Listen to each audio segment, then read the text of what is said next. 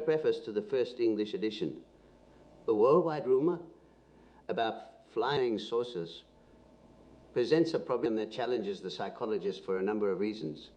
The primary question, and apparently this is the most important point, is this: are they real or are they mere fantasy products? This question is by no means settled yet.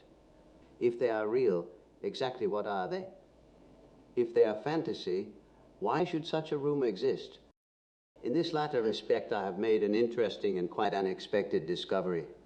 In 1954, I wrote an article in the Swiss weekly, Die Weltliche, in which I expressed myself in a skeptical way, though I spoke with due respect of the serious opinion of a relatively large number of air specialists who believe in the reality of UFOs, or identified flying objects.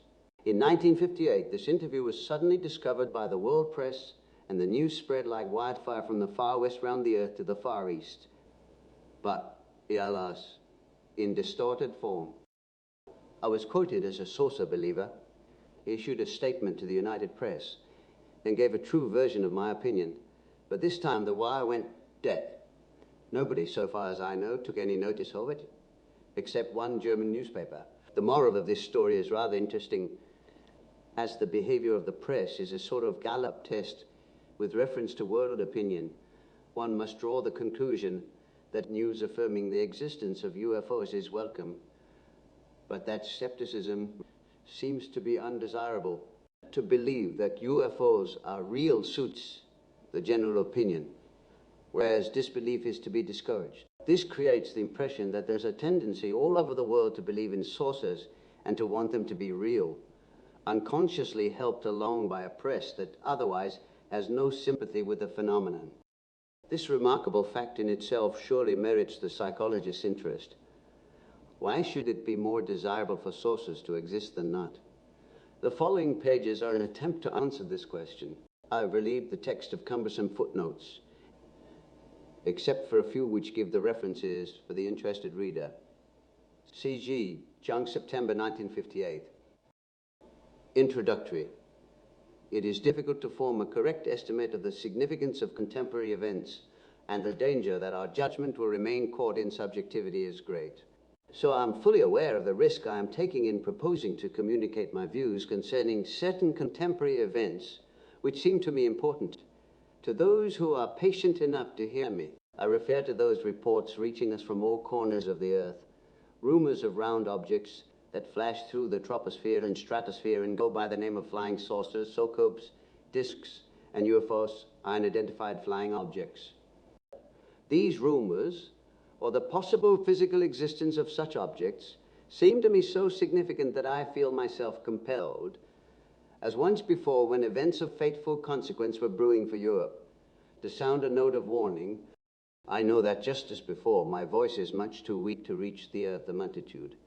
It is not presumption that drives me, but my conscience as a psychiatrist that bids me fulfill my duty and prepare those few who will hear me for coming events which are in accord with the end of an era. As we know from ancient Egyptian history, they are manifestations of psychic changes which always appear at the end of one platonic month and at the beginning of another.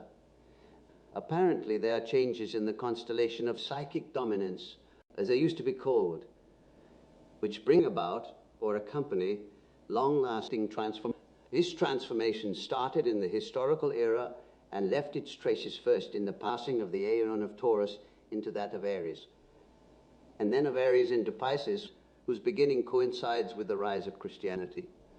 We are now nearing that great change which may be expected when the spring point enters Aquarius.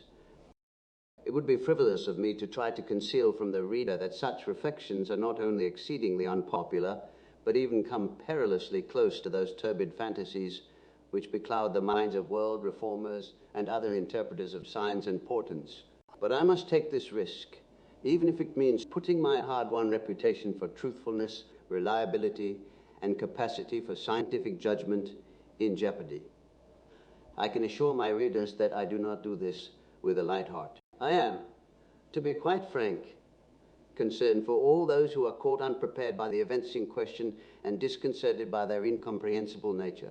Since, so far as I know, no one has yet felt moved to examine and set forth the possible psychic consequences of this foreseeable astrological change. I deem it my duty to do what I can in this respect. I undertake this thankless task in the expectation that my chisel will make no impression on the hard stone it encounters. Some time ago, I published a statement in which I considered the nature of flying saucers. I came to the same conclusion as Edward J. Rappaport, one-time chief of the American Air Force's project for investigating UFO reports. The conclusion is seen, but one doesn't know what. It is difficult, if not impossible, to form any correct idea of these objects because they be not like bodies, but like weightless thoughts.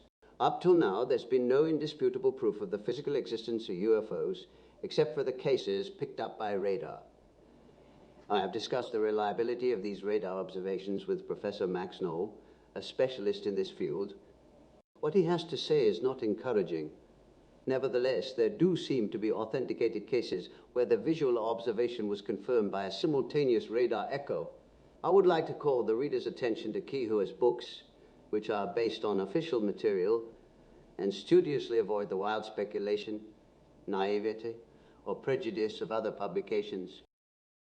For a decade, the physical reality of UFOs remained a very problematical matter, which was not decided one way or the other with the necessary clarity, despite the mass of observational material that had accumulated in the meantime. The longer the uncertainty lasted, the greater became the probability that this obviously complicated phenomenon had an extremely important psychic component as well as a possible physical basis. This is not surprising, in that we are dealing with an ostensibly physical phenomenon distinguished on the one hand by its frequent appearances and on the other by its strange, unknown, and indeed contradictory nature. Such an object provokes, like nothing else, conscious and unconscious fantasies, the former giving rise to speculative conjectures and pure fabrications, and the latter supplying the mythological background inseparable from these provocative observations. Thus, there arose a situation in which, with the best will in the world, one often did not know and could not discover whether a primary perception was followed by a phantasm or whether, conversely, a primary fantasy originating in the unconscious invaded the conscious mind with illusions and visions. The material that has become known to me during the past 10 years lends support to both hypotheses. In the first case, an objectively real physical process forms the basis for an accompanying myth. In the second case, an archetype creates the corresponding vision. To these two causal relationships, we must add a third possibility, namely that of a synchronistic, a causal, meaningful coincidence, a problem that has occupied men's minds ever since the time of Julinx, Leibniz, and Schopenhauer. It is an hypothesis that has special bearing on phenomena connected with archetypal psychic processes. As a psychologist, I am not qualified to contribute anything useful to the question of the physical reality of UFOs. I can concern myself only with their undoubted psychic aspect, and in what follows shall deal almost exclusively with their psychic connotants. Chapter 1. UFOs as rumors. Since the things reported of UFOs not only sound incredible, but seem to fly in the face of all our basic assumptions about the physical world, it is very natural that one's first reaction should be the negative one of outright rejection. Surely, we say, it's nothing but illusions, fantasies, and lies. People who report such stuff, chiefly airline pilots and ground staff, cannot be quite right in the head. What is worse, most of these stories come from America, the land of superlatives and of science fiction. In order to meet this natural reaction, we shall begin by considering the UFO reports simply as rumors, i.e., as psychic products, and shall draw from this all the conclusions that are warranted by an analytical method of procedure. Regarded in this light, the UFO reports may seem to the skeptical mind to be rather like a story that is told all over the world, but differs from an ordinary rumor in that it is expressed in the form of visions, or perhaps owed its existence to them in the first place and is now kept alive by them. I would call this comparatively rare variation of visionary rumor. It is closely akin to the collective visions of, say, the Crusaders during the siege of Jerusalem, the troops at Mons in the First World War, the faithful followers of the Pope at Fatima, Portugal, etc. Apart from collective visions, there are on record cases where one or more persons see something that physically is not there. For instance, I was once at a spiritualistic seance where 4 of the 5 people present saw an object like a moon floating above the abdomen of the medium. They showed me the 5th person present exactly where it was, and it was absolutely incomprehensible to them that I could see nothing of the sort. I know of 3 more cases where certain objects were seen in the clearest detail, in 2 of them by 2 persons, and in the 3rd by 1 person, and could afterwards be proved to be non-existent. 2 of these cases happened under my direct observation. Even people who are entirely compos mentis and in full possession of their senses can sometimes see things that do not exist. I do not know what the explanation is of such happenings. It is very possible that they are less rare than I am inclined to suppose. For as a rule, we do not verify things we have seen with our own eyes, and so we never get to know that actually they did not exist. I mention these somewhat remote possibilities because in such an unusual matter as the UFOs, one has to take every aspect into account. The first requisite for a visionary rumor, as distinct from an ordinary rumor, for whose dissemination nothing more is needed than popular curiosity and sensation mongering, is always an unusual emotion. Its intensification into a vision and delusion of the senses, however, springs from a stronger excitation and therefore from a deeper source. The signal for the UFO stories was given by the mysterious projectile seen over Sweden during the last 2 years of the war, attributed, of course, to the Russians, and by the reports about Foo Fighters, i.e., lights that accompanied the Allied bombers over Germany for Foy. These were followed by the strange sightings of flying saucers in America. The impossibility of finding an earthly base for the UFOs and of explaining their physical peculiarities soon led to the conjecture of an extraterrestrial origin. With this development, the rumor got linked up with the psychology of the great panic that broke out in the United States just before the Second World War, when a radio play, based on a novel by H.G. Wells about Martians invading New York, caused a regular stampede and numerous car accidents. The play evidently hit the latent emotion connected with the imminence of war. The motif of an extraterrestrial invasion was seized upon by the rumor, and the UFOs were interpreted as machines controlled by intelligent beings from outer space. The apparently weightless behavior of spaceships and their intelligent, purposive movements were attributed to the superior technical knowledge and ability of the cosmic intruders. As they did no harm and refrained from all hostile acts, it was assumed that their appearance over the earth was due to curiosity or to the need for aerial reconnaissance. It also seemed that airfields and atomic installations in particular held a special attraction for them, in which it was concluded that the dangerous development of atomic physics and nuclear fission had caused a certain disquiet on our neighboring planets and necessitated a more accurate survey from the air. As a result, people felt they were being observed and spied upon from space. The rumor actually gained so much official recognition that the armed forces in America set up a special bureau for collecting, analyzing, and evaluating all relevant observations. This seems to have been done also in France, Italy, Sweden, the United Kingdom, and other countries. After the publication of Rupert Pelt's report, the saucer stories seemed to have more or less vanished from the press for about a year. They were evidently no longer news. But the interest in UFOs and probably the sightings of them have not ceased, as shown by the recent press report that an American admiral has suggested that clubs be founded all over the country for collecting UFO reports and investigating them in detail. The rumor states that the UFOs are, as a rule, lens-shaped, but can also be oblong or shaped like cigars, that they shine in various colors or have a metallic glitter. Treat that from a stationary position, they can reach a speed of about 10,000 miles per hour, and that at times their acceleration is such that if anything resembling a human being was steering them, it would be instantly killed. In flight, they turn off at angles that would be possible only to a weightless object. Their flight, accordingly, resembles that of a flying insect, like this. The UFO can suddenly hover over an interesting object for quite a time, or circle round it inquisitively, just as suddenly to dart off again and discover new objects in its zigzag flight. UFOs are therefore not to be confused with meteorites or with reflections from so-called temperature inversion layers. Their alleged interest in airfields and in industrial installations connected with nuclear fission is not always confirmed, since they are also seen in the Antarctic, in the Sahara, and in the Himalayas. The first was a report on the latest UFO sighting by a pilot who was flying an aircraft to Puerto Rico with 44 passengers. While he was over the ocean, he saw a fiery, round object shining with greenish-white light coming towards him at great speed. At first, he thought it was a jet-propelled aircraft, but soon saw that it was some unusual and unknown object. In order to avoid a collision, he pulled his aircraft into such a steep climb that the passengers were shot out of their seats and tumbled over one another. 4 of them received injuries requiring hospital attention. 7 other aircraft, strung out along the same route of about 300 miles, sighted the same object. The other article, entitled "No Flying Saucers, U.S. Expert Says," concerns the categorical statement made by Dr. Hugh L. Dryden, director of the National Advisory Committee for Aeronautics, that UFOs do not exist. One cannot but respect the unflinching skepticism of Dr. Dryden.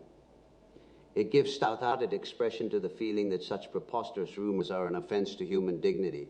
If we close our eyes a little so as to overlook certain details, it is possible to side with the reasonable opinion of the majority in whose name Dr. Dryden speaks, and to regard the thousands of UFO reports and the uproar they have created as a vision and rumor, to be treated accordingly. They would then boil down, objectively, to an admittedly impressive collection of mistaken observations and conclusions into which subject psychic assumptions have been projected. Of preference, however, they seem to swarm over the United States, though recent reports show that they do a good deal of flying over the Old World and in the Far East. Nobody really knows what they are looking for or want to observe. Our aeroplanes seem to arouse their curiosity, for they often fly towards them or pursue them, but they also fly away from them. Their flights do not appear to be based on any recognizable system. They behave more like groups of tourists unsystematically viewing the countryside, pausing now here for a while and now there, erratically following first one interest and then another, sometimes shooting to enormous altitudes for inexplicable reasons, or performing acrobatic evolutions before the noses of exasperated pilots. Sometimes they appear to be up to 500 yards in diameter, sometimes small as electric street lamps. They are large motherships from which little alpha in which they take shelter. They are said to be both manned and unmanned, and in the latter case are remotely controlled. According to the rumor, the occupants are about 3 feet high and look like human beings, or conversely, are utterly unlike us. Other reports speak of giants 15 feet high. They are beings who are carrying out a cautious survey of the Earth and considerately avoid all encounters with men, or more menacingly, are spying out landing places with a view to settling the population of a planet that has got into difficulties in colonizing the Earth by force. Uncertainty in regard to the physical conditions on Earth and their fear of unknown sources of infection have held them back temporarily from drastic encounters and even from attempted landings, although they possess frightful weapons which would enable them to exterminate the human race. In addition to their obviously superior technology, they are credited with superior wisdom and moral goodness which would, on the other hand, enable them to save humanity. Naturally, there are stories of landings, too, when the saucer men were not only seen at close quarters, but attempted to carry off a human being. Even a reliable man like Kehoe gives us to understand that a squadron of 5 military aircraft plus a large seaplane were swallowed up by UFO motherships in the vicinity of the Bahamas and carried off. One's hair stands on end when one reads such reports together with the documentary evidence. Eyewitnesses of unimpeachable honesty announce the signs in the heavens which they have seen with their own eyes and the marvelous things they have experienced which pass human understanding. All these reports have naturally resulted in a clamorous demand for explanation. Initial attempts to explain the UFOs as Russian or American inventions soon came to grief on their apparently weightless behavior, which is unknown to Earth dwellers. Human fantasy already toying with the idea of space trips to the moon, therefore had no hesitation in assuming that intelligent beings of a higher order had learned how to counteract gravitation and, by dint of using interstellar magnetic fields as sources of power, to travel through space with the speed of light. The recent atomic explosions on the Earth, it was conjectured, had aroused the attention of these so very much more advanced dwellers on Mars or Venus who were worried about possible chain reactions and the consequent destruction of our planet. Since such a possibility would constitute a catastrophic threat to our neighboring planets, their inhabitants felt compelled to observe how things were developing on Earth, fully aware of the tremendous cataclysm our clumsy nuclear experiments might unleash. And then one considers the known possibility of tracking UFOs with radar, then we have all the essentials for an unsurpassable science fiction story. Every man who prides himself on his sound common sense will feel distinctly affronted. I shall therefore not enter here into the various attempts at explanation to which the rumor has given rise. While I was engaged in writing this essay, so happened that two articles appeared more or less simultaneously in leading American newspapers, showing very clearly how the problem stands at present. But if it is a case of psychological projection, there must be a psychic cause for it. One can hardly suppose that anything of such worldwide incidence as the UFO legend is purely fortuitous and of no importance whatever. The many thousands of individual testimonies must have an equally extensive causal basis. When an assertion of this kind is corroborated practically everywhere, we are driven to assume that a corresponding motive must be present everywhere too. Though visionary rumors may be caused or accompanied by all manner of outward circumstances, they are based essentially on an omnipresent emotional foundation. In this case, a psychological situation common to all mankind.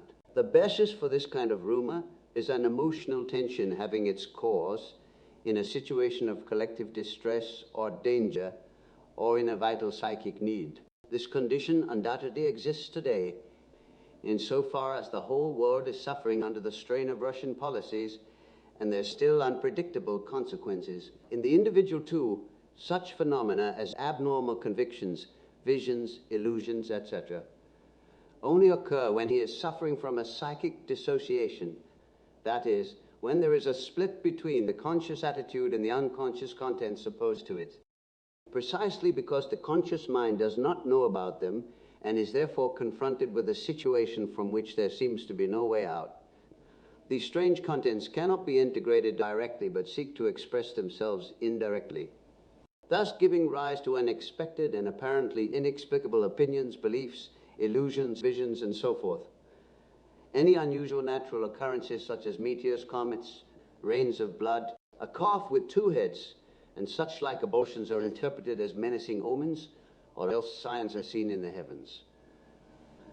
Things can be seen by many people independently of one another, or even simultaneously, which are not physically real. Also, the association processes of many people often have a parallelism in time and space, with the result that different people, simultaneously and independently of one another, can produce the same new ideas, as has happened numerous times in history.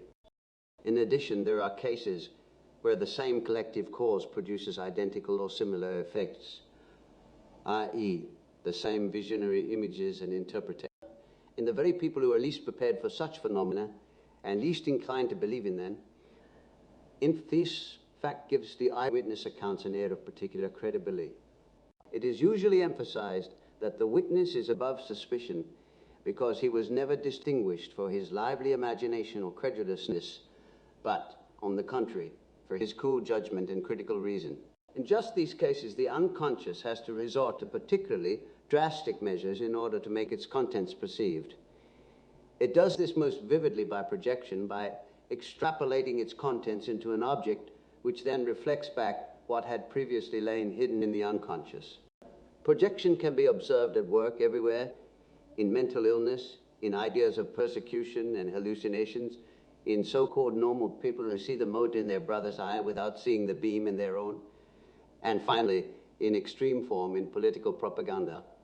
Projections have what we might call different ranges, according to whether they stem from merely personal conditions or from deeper collective ones. Personal repressions and things of which we are unconscious manifest themselves in our immediate environment, in our circle of relatives and acquaintances. Collective contents, such as religious, philosophical, political, and social conflicts, select projection carriers of a corresponding kind: Freemasons, Jesuits, Jews, capitalists, Bolsheviks, imperialists. In the threatening situation of the world today, when people are beginning to see that everything is at stake, the projection creating fantasy soars beyond the realm of earthly organizations and powers into the heavens, into interstellar space, where the rulers of human fate, the gods, once had their abode in the planets. Our earthly world is split into two halves, and nobody knows where a helpful solution is to come from. Even people who would never have thought that a religious problem could be a serious matter that concerned them personally are beginning to ask themselves fundamental questions. Under these circumstances, it would not be at all surprising if those sections of the community who asked themselves nothing were visited by visions, by widespread myth, seriously believed in by some and rejected as absurd by others. The fact that the UFOs neither land on Earth nor show the least inclination to get into communication with human beings is met by the explanation that these visitors, despite their superior knowledge, are not at all certain of being well received on Earth, for which reason they carefully avoid all intelligent contact with humans, but because they, as befits superior beings, conduct themselves quite inoffensively, they would do the Earth no harm, and are satisfied with an objective inspection of airfields and atomic installations. Just why these high beings, who show such a burning interest in the fate of the Earth, have still not found some way of communicating with us after 10 years, despite their knowledge of languages, remains shrouded in darkness. Other explanations have therefore to be sought. For instance, that a planet has got into difficulties, perhaps through the drying up of its water supplies, or loss of oxygen, or overpopulation, and is looking for a payday terror. The reconnaissance patrols are going to work with the utmost care and circumspection, despite the fact that they have been giving a benefit performance in the heavens for hundreds, if not thousands of years.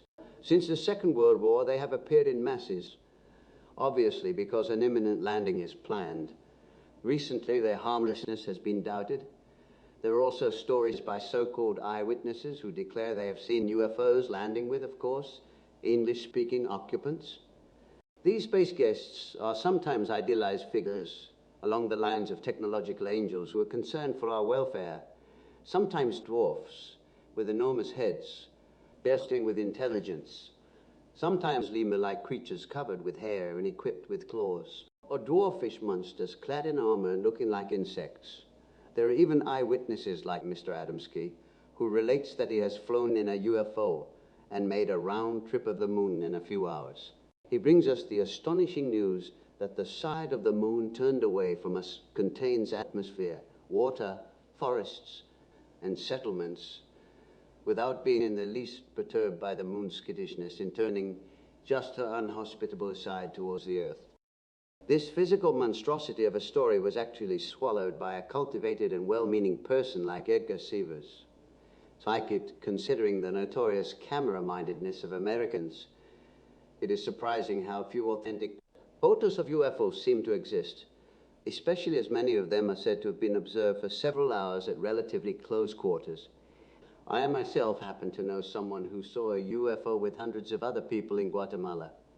He had his camera with him, but in the excitement, he completely forgot to take a photo, although it was daytime and the UFO remained visible for an hour. I have no reason to doubt the honesty of his report. He has merely strengthened my impression that UFOs are somehow not photogenic. As one can see from all this, the observation and interpretation of UFOs have already led to the formation of a regular legend. Quite apart from the thousands of newspaper reports and articles, there is now a whole literature on the subject, some of it humbug, some of it serious. The UFOs themselves, however, do not appear to have been impressed. As the latest observations show, they continue their way undeterred. They have as it may. One thing is certain, they have become a living myth. We have here a golden opportunity of seeing how a legend is formed, and how in a difficult and dark time for humanity a miraculous tale grows up of an attempted intervention by extraterrestrial heavenly powers, and this at the very time when human fantasy is seriously considering the possibility of space travel and of visiting or even invading other planets. We on our side want to fly to the moon or to Mars, and on their side the inhabitants of other planets in our system, or even of the fixed stars, want to fly to us. We at least are conscious of our space-conquering aspirations, but that a corresponding extraterrestrial tendency exists is a purely mythological conjecture, i.e., a projection. Sensationalism, love of adventure, technological audacity, intellectual curiosity may appear to be sufficient motives for our futuristic fantasies. But the impulse to spin such fantasies, especially when they take such a serious form, witness the Sputniks, springs from an underlying cause, namely a situation of distress and the vital need that goes with it.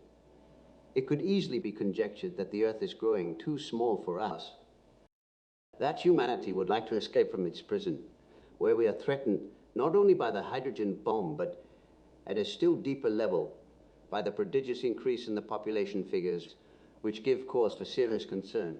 This is a problem which people do not like to talk about, or then only with optimistic references to the incalculable possibilities of intensive food production, as if this were anything more than a postponement of the final solution.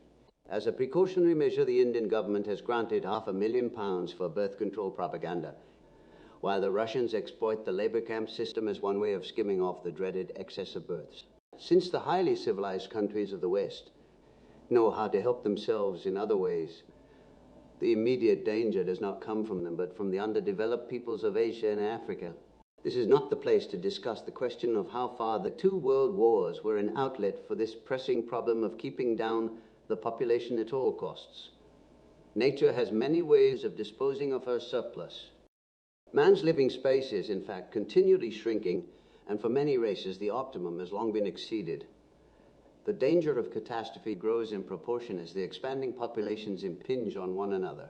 Congestion creates fear, which looks for help from extraterrestrial sources, since it cannot be found on Earth. Hence there appear signs in the heavens, superior beings in the kind of spaceships devised by our technological fantasy, from a fear whose cause is far from being fully understood, and is therefore not conscious. There arise explanatory projections which purport to find the cause in all manner of secondary phenomena, however unsuitable. Some of these projections are so obvious that it seems almost superfluous to dig any deeper. But if we want to understand a masked rumor which, it appears, is even accompanied by collective visions, we must not remain satisfied with all too rational and superficially obvious motives. The cause must strike at the roots of our existence if it is to explain such an extraordinary phenomenon as the UFOs. Although they were observed as rare curiosities in earlier centuries, they merely gave rise to the usual local rumors. The universal mass rumor was reserved for our enlightened, rationalistic age. The widespread fantasy about the destruction of the world at the end of the first millennium was metaphysical in origin and needed no UFOs in order to appear rational. Heaven's intervention was quite consistent with the Welton Shawn of the age. But nowadays, public opinion would hardly be inclined to resort to the hypothesis of a metaphysical act. Otherwise, innumerable parsons would already have been preaching about the warning signs in heaven. Our Welton Shawn does not expect anything of this sort. We would be much more inclined to think of the possibility of psychic disturbances and interventions, especially as our psychic equilibrium has become something of a problem since the last World War. In this respect, there is increasing uncertainty. Even our historians can no longer make do with the traditional procedures in evaluating and explaining the developments that have overtaken Europe in the last few decades, but must admit that psychological and psychopathological factors are beginning to widen the horizons of historiography in an alarming way. The growing interest which the thinking public consequently evinces in psychology has already aroused the displeasure of the academies and of incompetent specialists. In spite of the palpable resistance to psychology emanating from these circles, psychologists who are conscious of their responsibilities should not be dissuaded from critically examining a mass phenomenon like the UFOs, since the apparent impossibility of the UFO report suggests to common sense that the most likely explanation lies in a psychic disturbance. We shall therefore turn our attention to the psychic aspect of the phenomenon. For this purpose, we shall briefly review the central statements of the rumor. Certain objects are seen in the Earth's atmosphere, both by day and by night. which are unlike any known meteorological phenomena. They are not meteors, not misidentified fixed stars, not temperature inversions, not cloud formations, not migrating birds, not aerial balloons, not balls of fire, and certainly not the delirious products of intoxication or fever, nor the plain lies of eyewitnesses. What as a rule is seen as a body of round shape, disc-like or spherical, glowing or shining fiery in different colors, or, more seldom, a cigar-shaped or cylindrical figure of various sizes. She said it is reported that occasionally they're invisible to the naked eye, but leave a blip on the radar screen. The round bodies in particular are figures such as the unconscious produces in dreams, visions, etc. In this case, they are to be regarded as symbols representing in visual form some thought that was not thought consciously, but is merely potentially present in the unconscious in invisible form and attains visibility only through the process of becoming conscious. The visible form, however, expresses the meaning of the unconscious content only approximately.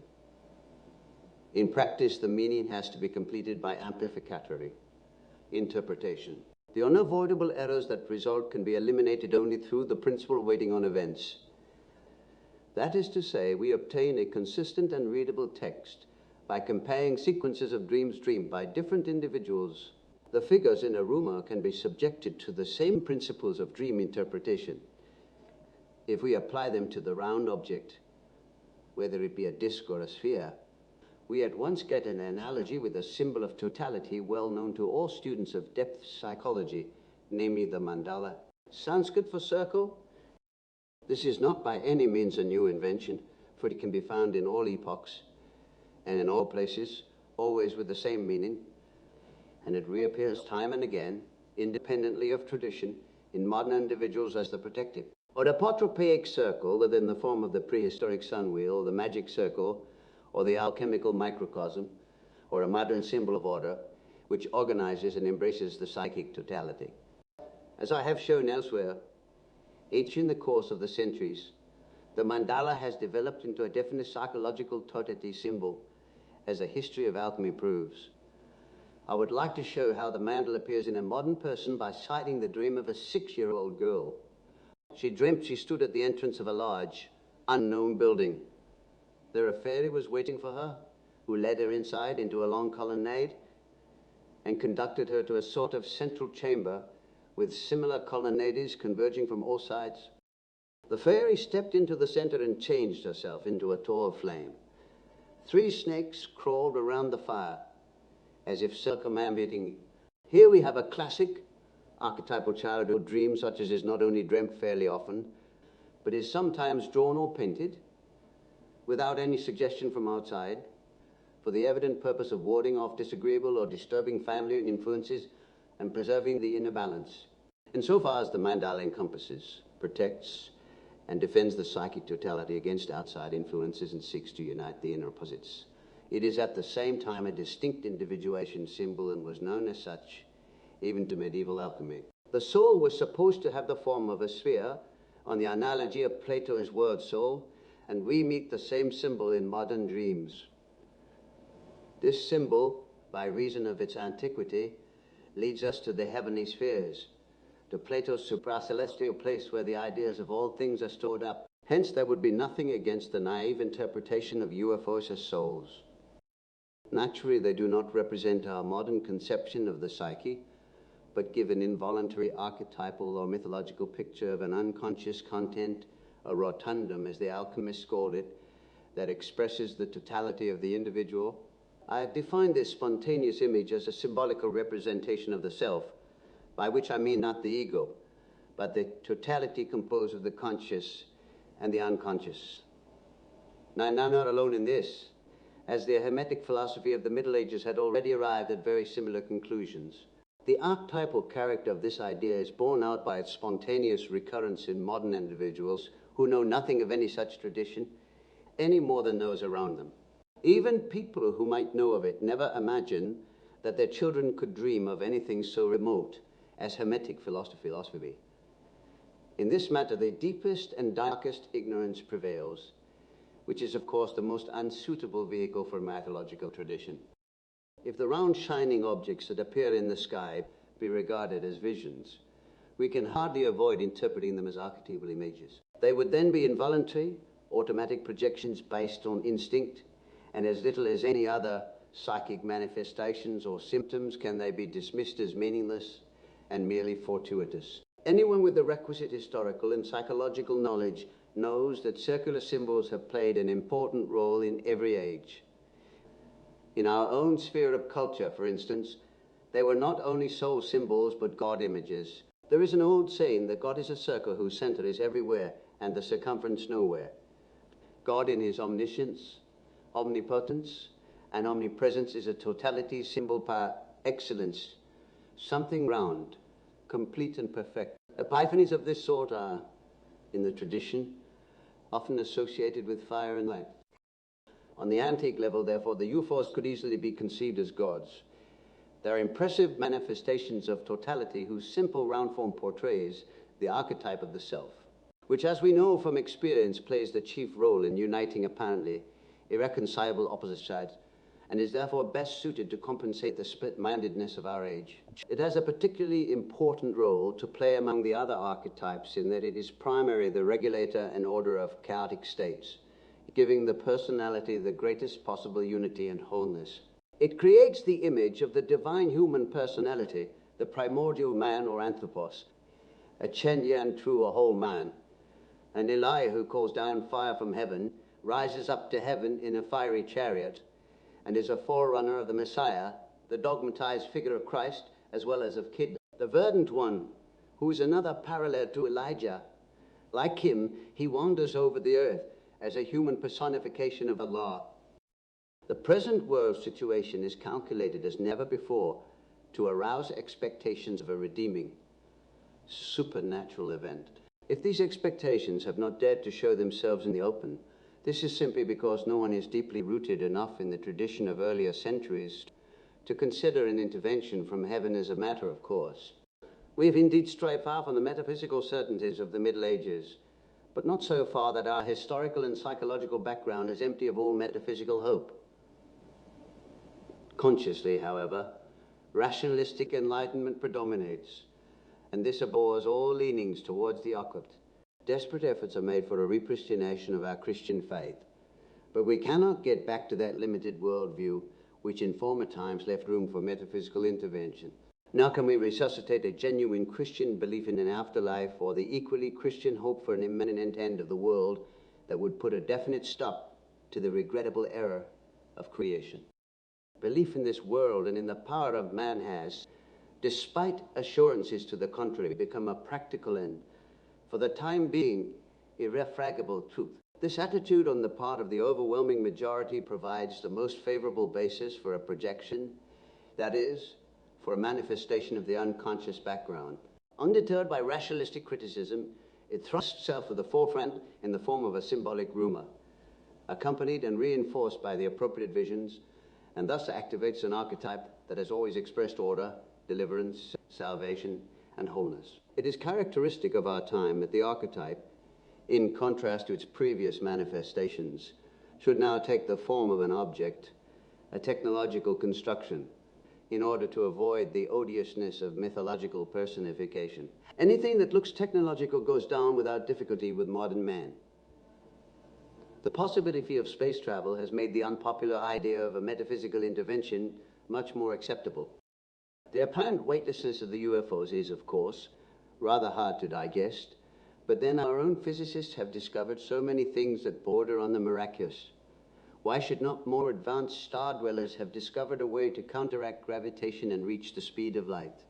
If not more, nuclear physics has begotten in the layman's head an uncertainty of judgment that far exceeds that of the physicists and makes things appear possible which but a short while ago would have been declared nonsensical. Consequently, the UFOs can easily be regarded and believed in as a physicist's miracle. I still remember with misgivings the time when I was convinced that something heavier than air could not fly, only to be taught a painful lesson. The apparently physical nature of the UFOs creates such insoluble puzzles for even the best brains, and on the other hand has built up such an impressive legend that one feels tempted to take them as a 99% psychic product and subject them accordingly to the usual psychological interpretation. Should it be that an unknown physical phenomenon is the outward cause of the myth, this would detract nothing from the myth, for many myths have meteorological and other natural phenomena as accompanying causes which by no means explain them. A myth is essentially a product of the unconscious archetype and is therefore a symbol which requires psychological interpretation. For primitive man, any object, for instance, an old tin that has been thrown away, can suddenly assume the importance of a fetish. This effect is obviously not inherent in the tin, but is a psychic product. Notes. 1. I prefer the term vision to hallucination because the latter bears the stamp of a pathological concept, whereas a vision is a phenomenon that is by no means peculiar to pathological states. 2. The War of the Worlds, radio adaptation by Orson Welles, 1938. 3. Special emphasis should be laid on the green fireballs frequently observed in the southwestern United States. 4. I. Michel remarks that UFOs are mostly seen by people who do not believe in them or who regard the whole problem with indifference. Down the list to 12, it is a common and totally unjustified misunderstanding on the part of scientifically trained people to say that I regard the psychic background as something metaphysical, while on the other hand, the theologians accuse me of psychologizing metaphysics. Both are wide of the mark. I am an empiricist who keeps within the boundaries set for him by the theory of knowledge. Chapter 2. UFOs in dreams. Not only are UFOs seen, they are of course also dreamt about.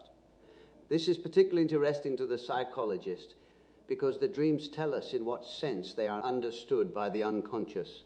In order to form anything like a complete picture of an object reflected in the psyche, far more than an exclusively intellectual operation is required. Besides the 3 other functions of feeling valuation, sensation, reality, sense, and intuition, perception of possibilities, we need the reaction of the unconscious, which gives a picture of the unconscious associative context. It is this total view that alone makes possible a whole judgment on the psychic situation constellated by the object. An exclusively intellectual approach is bound to be from 50 to 75% unsatisfactory. By way of illustration, I shall cite 2 dreams dreamt by an educated lady. She had never seen a UFO, but was interested in the phenomenon without being able to form a definite picture of it. She did not know the UFO literature, nor was she acquainted with my ideas on the subject. I was going down the Champs-Élysées in a bus with many other people.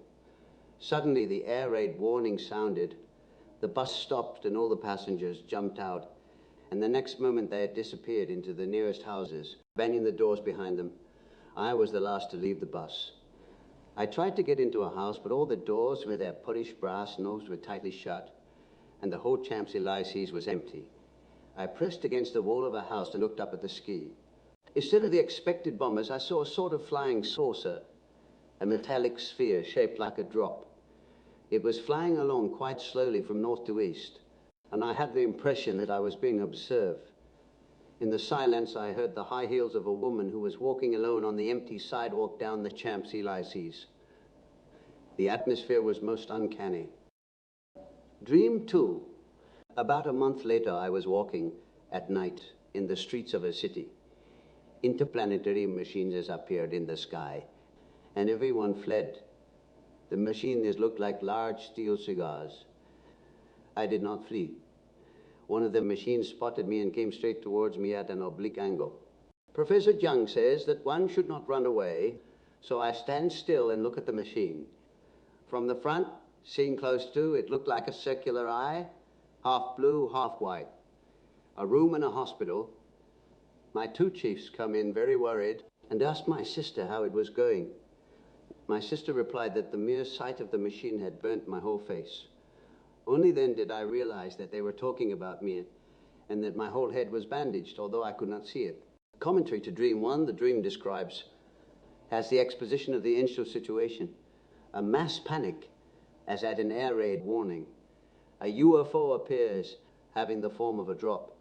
A fluid body assumes the form of a drop when it is about to fall, from which it is clear that the UFO is conceived as a liquid falling from the sky like rain. This surprising drop form of the UFO and the analogy with the fluid occur In the literature, presumably it is meant to express the commonly reported changeability of the UFO's shape. This heavenly fluid must be of a mysterious nature and is probably a conception similar to that of the alchemical aqua permanens, the permanent water, which was also called heaven, is 16th century alchemy and stood for the quinta essentia. This water is the deus ex machina of alchemy, the wonderful solvent, the word solutio being used equally for a chemical solution and for solution of a problem. Indeed, it is the great magician Mercurius himself, the dissolver and binder solvit coagula, the physical and spiritual panacea, which at the same time can be something threatening and dangerous and falls as the aqua coelestis from heaven.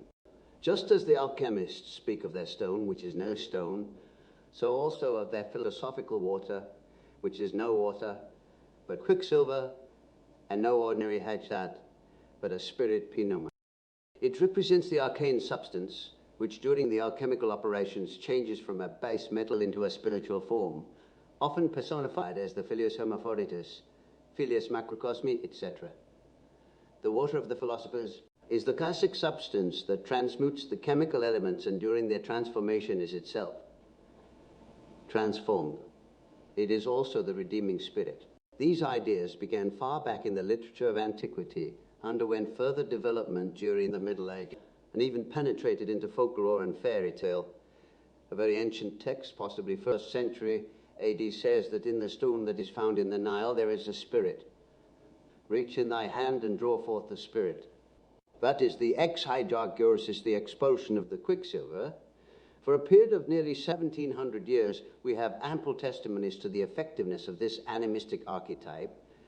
Mercurius is on the one hand a metal, on the other fluid that can easily be volatilized, change into vapor, spirit. This was known as spiritus mercurii and was regarded as a kind of panacea, savior, and servator mundi, preserver of the world. Mercurius is a bringer of healing who makes peace between enemies. As the food of immortality, he saves creation from sickness and corruption, just as Christ saved mankind. In the language of the church fathers, Christ is a springing fountain. And in the same way, the alchemists call Mercurius aqua permanens, quos gedonis gidens deum, vinum ardens, fiery wine, me nostrum alsi, sanguis blood, etc. For many of the reports, particularly the early ones, it is evident that the US can appear suddenly and vanish equally suddenly. They can be tracked by radar but remain invisible to the eye, and conversely, can be seen by the eye but not detected by radar. UFOs can make themselves invisible at will, it is said, and must obviously consist of a substance that is visible at one moment and invisible the next. The neatest analogy to this is a volatile liquid which condenses out of an invisible state into the form of drops. In reading the old text, one can still feel the miracle of disappearance and reappearance which the alchemists beheld in the vaporization of water or quicksilver. For them it was the transformation of the souls that had become water, Heraclitus, into the invisible pneuma at the touch of Hermes' wand, and their descent out of the empyrean into visible form again. Zosimus of Panopolis, 3rd century AD, has left us a valuable document describing this transformation which takes place in a cooking vessel. The fantasies born of musing over the steaming cooking pot, one of the most ancient experiences of mankind, may also be responsible for the sudden disappearance and reappearance of the UFO. The unexpected drop form in our dream has prompted a comparison with a central conception of alchemy, known to us not only from Europe but also from India and 2nd century China. The extraordinariness of the UFO is paralleled by the extraordinariness of its psychological context, which has to be adduced if we are to risk any interpretation at all. Considering the essential weirdness of the UFO phenomenon, we cannot expect the familiar rationalistic principles explanation to be in any way adequate. A psychoanalytic approach to the problem could do nothing more than turn the whole idea of UFOs into a sexual fantasy, at most arriving at the conclusion that a repressed uterus was coming down from the sky. This would not fit in too badly with the old medical view of hysteria hysteros, as a wandering of the uterus, especially in the case of a woman who had an anxiety dream. But then what about the masculine pilots, The language of sex is hardly more significant than any other symbolical means of expression. This type of explanation is, at bottom, just as mythological and rationalistic as the technological fables about the nature and purpose of UFOs. The dreamer knew enough about psychology to realize in her second dream the necessity of not giving into her fear and running away, as she would dearly have liked to do, but the unconscious created a situation in which this way out was barred. Consequently, she had an opportunity to observe the phenomenon at close quarters. It proved utterly harmless. Indeed, the untroubled footsteps of a woman point to someone who either is not aware of it at all or is free from fear. Commented to Dream 2, the exposition begins with the statement that it is night and dark, a time when normally everyone is asleep and dreaming. As in the previous dream, panic breaks out. A number of UFOs appear. Recalling the first commentary, we could say that the unity of the self as a supraordinate, semi-divine figure has broken up into a plurality. On a mythological level, this would correspond to a plurality of gods, god-men, demons, or souls. In Hermetic philosophy, arcane substance has 1,000 names, but essentially it consists of the one and only I.e. God, and this principle only becomes pluralized through being split up multiplicatio. The alchemists were consciously performing an opus divinum when they sought to free the soul in chains, i.e., to release the demiurge distributed and imprisoned in his own creation and restore him to his original condition of unity. Looked at psychologically, the plurality of the symbol of unity signifies a splitting into many independent units into a number of selves. The one metaphysical principle representing the idea of monotheism is dissolved into a plurality of subordinate deities. From the standpoint of Christian dogma, such an operation could easily be construed as arch heresy, were it not that this view is contradicted by the unequivocal saying of Christ, "Ye are gods," and by the equally emphatic idea that we are all God's children, both of which presuppose man's at least potential kinship with God. From the psychological point of view, the plurality of UFOs would correspond to the projection of a plurality of human individuals, the choice of symbol or spherical object, indicating that the content of the projection is not the actual people themselves, but rather their ideal psychic totality. Not the empirical man as he knows himself to be from experience, but his total psyche, the conscious contents of which have still to be supplemented by the contents of the unconscious. Although we know from our investigations a number of things about the unconscious which give us some clue as to its nature, we are still very far from being able to sketch out even a hypothetical picture that is in any way adequate. There mention only one of the greatest difficulties. There are parapsychological experiences which can no longer be denied and have to be taken into account in evaluating psychic processes. The unconscious can no longer be treated as if it were causally dependent on consciousness, since it possesses qualities which are not under conscious control. It should rather be understood as an autonomous entity acting reciprocally with consciousness. The plurality of UFOs, then, is a projection of a number of psychic images of wholeness which appear in the sky, because on the one hand they represent archetypes charged with energy, and on the other hand are not recognized as psychic factors. The reason for this is that our present-day consciousness possesses no conceptual categories by means of which it could apprehend the nature of psychic totality. It is still in an archaic state, so to speak, where apperceptions of this kind do not occur, and accordingly the relevant contents cannot be recognized as psychic factors. Moreover, it is so trained that it must think of such images not as forms inherent in the psyche, but existing somewhere in extra-psychic, metaphysical space, or else as historical facts.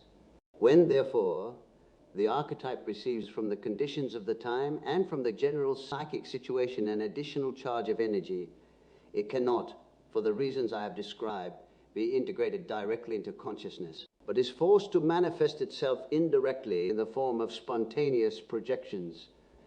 The projected image then appears as an ostensibly physical fact independent of the individual psyche and its nature.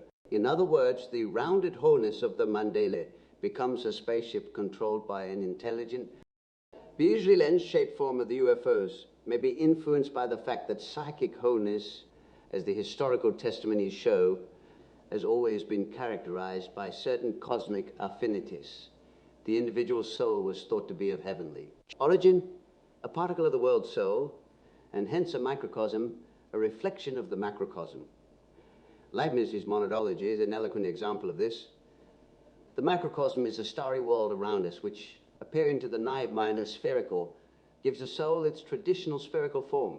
Actually, the astronomical heavens are filled with mainly lens-shaped agglomerations of stars, the galaxies, similar in form to that of the UFOs. This form may possibly be a concession to the recent astronomical findings, for to my knowledge there are no older traditions that speak of the soul having the form of a lens.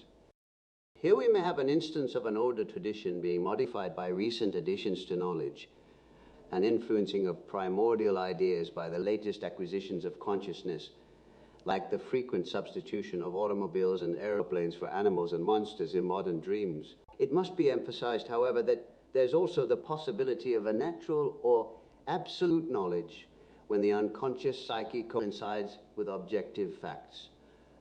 This is a problem that has been raised by the discoveries of parapsychology. Absolute knowledge occurs not only in telepathy and precognition, but also in biology. For instance, in the attunement of the virus of hydrophobia to the anatomy of dog and man as described by Portman, the wasp's apparent knowledge of where the motor ganglia are located in the caterpillar, that is to nourish the wasp's progeny, the emission of light by certain fishes and insects with almost 100% efficiency, the directional sense of carrier pigeons, the warning of earthquakes given by chickens and cats, and the amazing cooperation found in symbiotic relationships. We know, too, that the life process itself cannot be explained only by causality, but requires intelligent choice. The shape of the UFOs is in this sense analogous to that of the elements composing the structure of space, the galaxies, no matter how ridiculous this seems to human reason. In our dream, the usual lens-shaped form is replaced by the rare cigar form, derived apparently from the old dirigible airships. As in Dream 1, a psychoanalytic approach could resort to a female symbol, the uterus, so here the sexual analogy of the phallic form leaps to the eye. The archaic background of the psyche has this much in common with primitive language, that they both translate unknown or incompletely understood things into instinctive and habitual forms of thought. So that fruit could, with some justification, establish that all round or hollow forms have a feminine and all oblong ones a masculine meaning, as for instance nuts and bolts, male and female pipe joints, etc. In these cases, the interest that naturally attaches to sex invites the making of such analogies, not to speak of the amusing illustrations they provide. Still, sex is not the sole instigator of these metaphors. There's also hunger, the urge to eat and drink. In the history of religion, there are not only sexual unions with the gods, they're also eaten and drunk.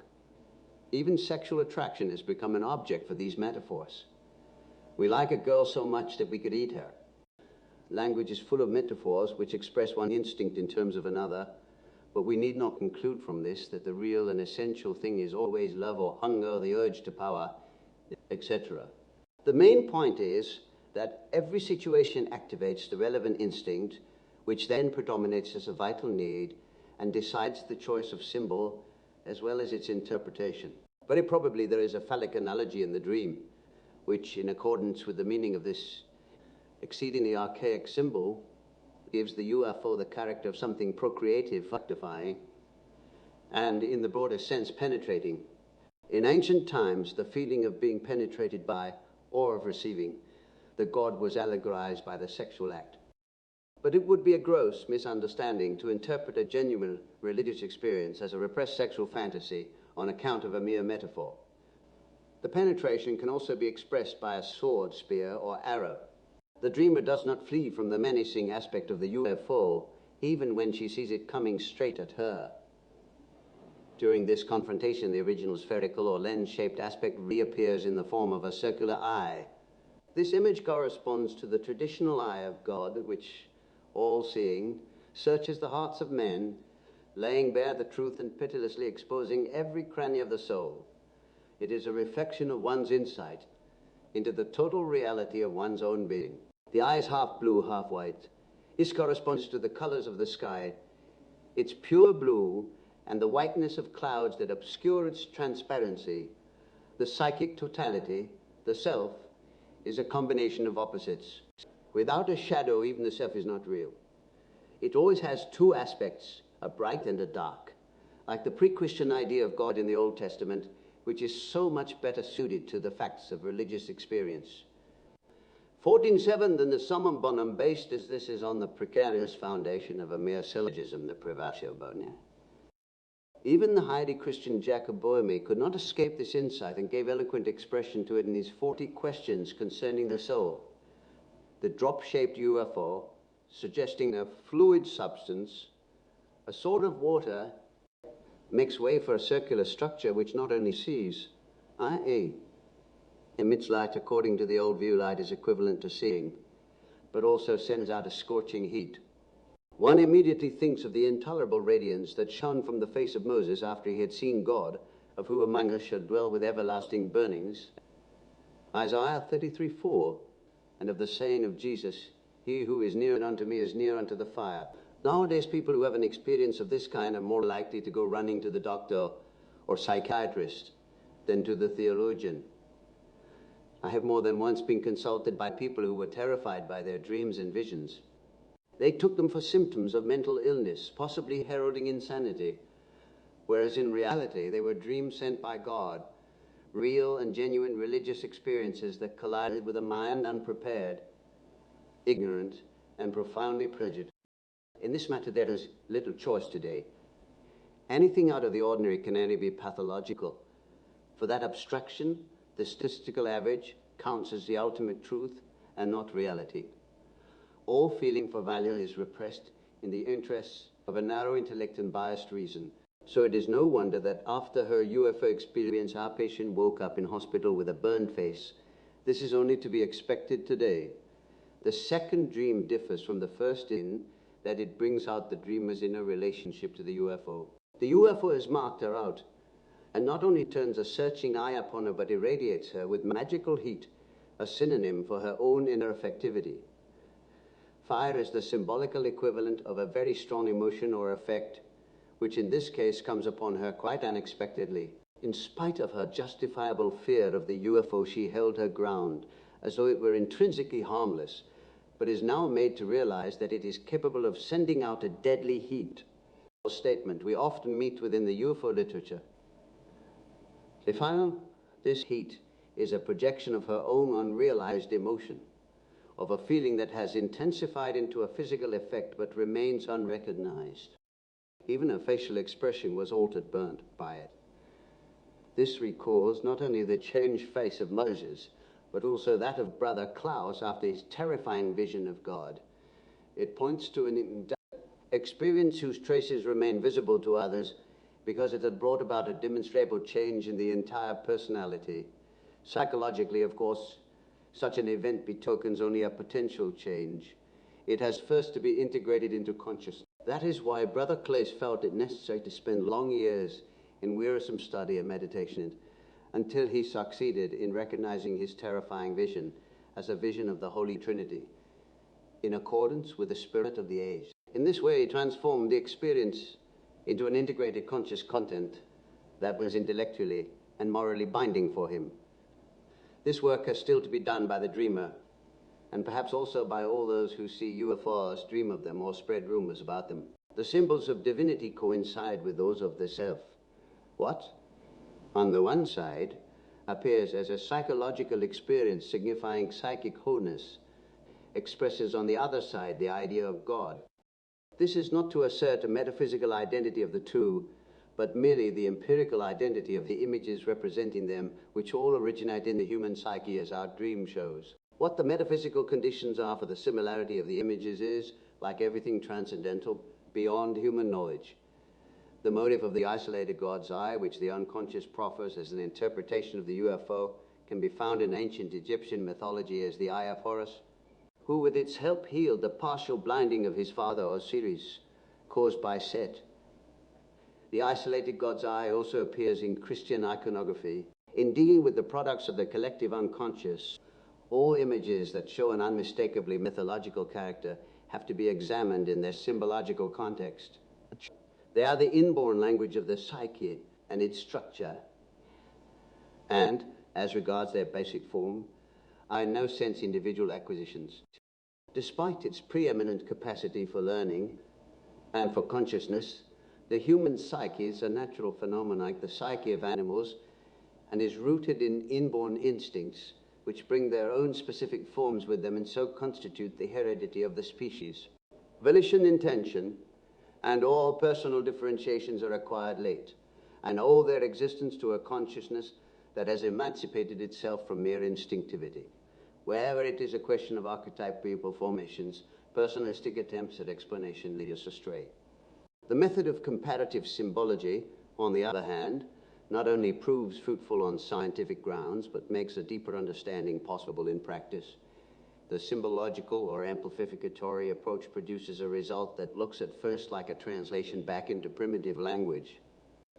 And so it would be if understanding with the help of the unconscious were a purely intellectual exercise and not one that brought our total capacities into play. In other words, besides its formal mode of manifestation, the archetype possesses a numinous quality, a feeling value that is highly effective in practice. One can be unconscious of this value since it can be repressed artificially, but a repression has neurotic consequences because the repressed effect still exists and simply makes an outlet for itself elsewhere, in some unsuitable place. As our dream shows very clearly, the UFO comes from the unconscious background which has always expressed itself in numinous ideas and images. It is these that give the strange phenomenon an interpretation that makes it appear in a significant light. Significant not merely because they arouse dim historical memories which link up with the findings of comparative psychology, but because actual affective processes are at work. Today, as never before, men pay an extraordinary amount of attention to the skies for technological reasons. This is especially true of the airman, whose field of vision is occupied on the one hand by the complicated control apparatus before him, and on the other by the empty vastness of cosmic space. His consciousness is concentrated one-sidedly on details requiring the most careful observation, while at his back, so to speak, his unconscious strives to fill the illimitable emptiness of space. His training and his common sense both preclude him from observing all the things that might rise up from within and become visible in order to compensate for the emptiness and solitude of flight high above the earth. Such a situation provides the ideal conditions for spontaneous psychic phenomena, as everyone knows who has lived sufficiently long in the solitude, silence, and emptiness of deserts, seas, mountains, or in primeval forests. Rationalism and boredom are essentially products of the overindulged craving for stimulation so characteristic of urban populations. The city dweller seeks artificial sensations to escape his boredom. The hermit does not seek them, but is plagued by them against his will. We know from the life of ascetics and anchorites that, whether they would or no, and without any assistance from consciousness, spontaneous psychic phenomena rose up to compensate their biological needs. Numinous fantasy images, visions, and hallucinations that were evaluated either positively or negatively. Those positively evaluated derived from a sphere of the unconscious felt to be spiritual.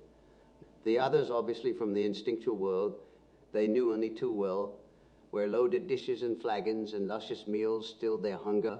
Seductive and voluptuous beings yielded themselves to their pent-up sexual desires.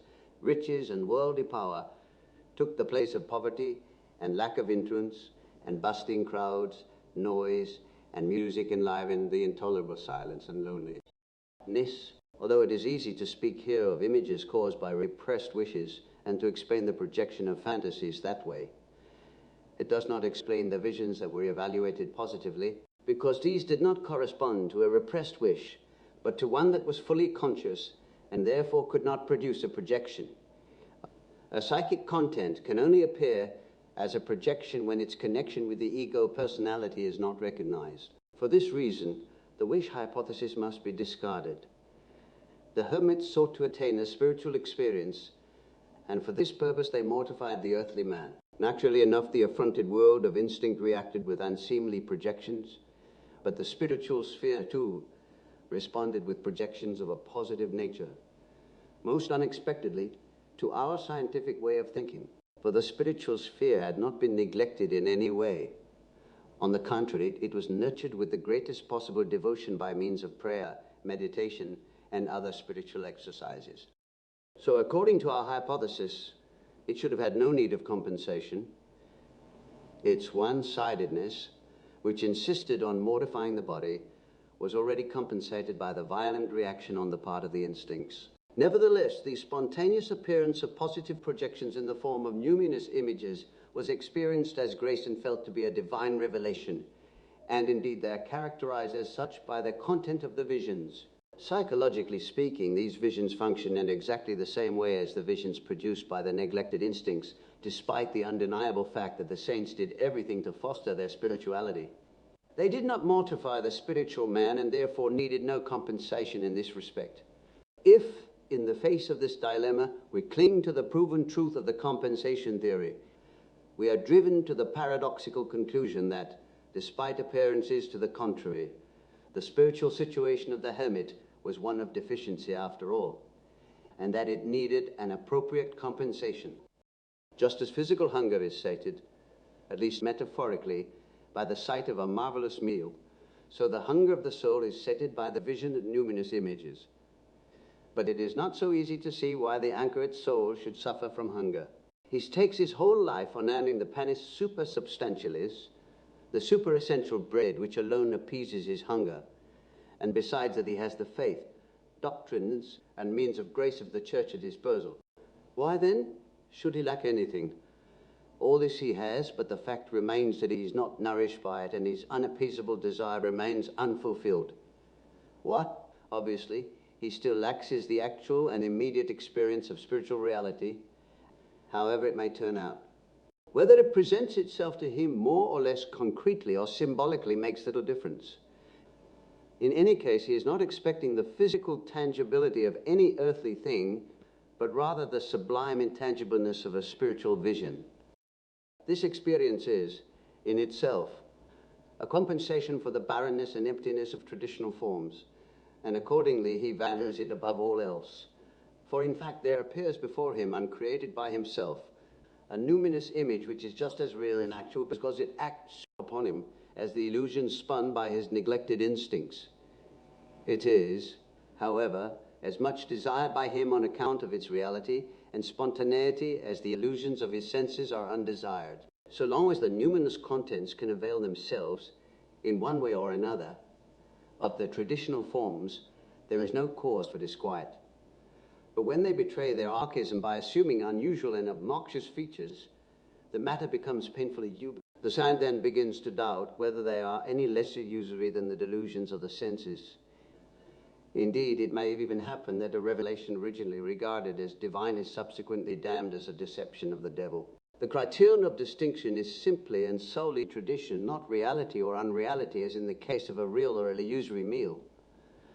The vision is a psychic phenomenon, just as are its numinous contents. Here spirit answers spirit, whereas in a fast, the need for food is answered by an hallucination and not by a real meal. In the first case, the bill is paid in cash. In the second case, by an unbacked cheek. The one solution is satisfying, the other obviously not. But in both cases, the structure of the phenomenon is the same. Physical hunger needs a real meal, and spiritual hunger needs a numinous content.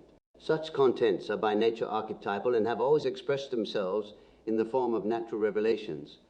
For Christian symbolism, like all other religious ideas, is based on archetypal models that go back into prehistory.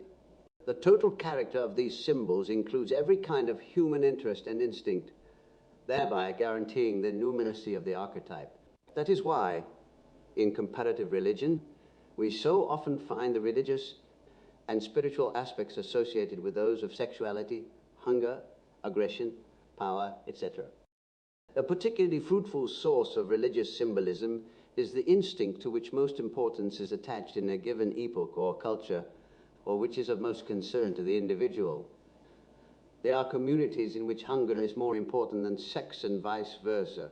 Our civilization bothers us less with food taboos than with sexual restrictions.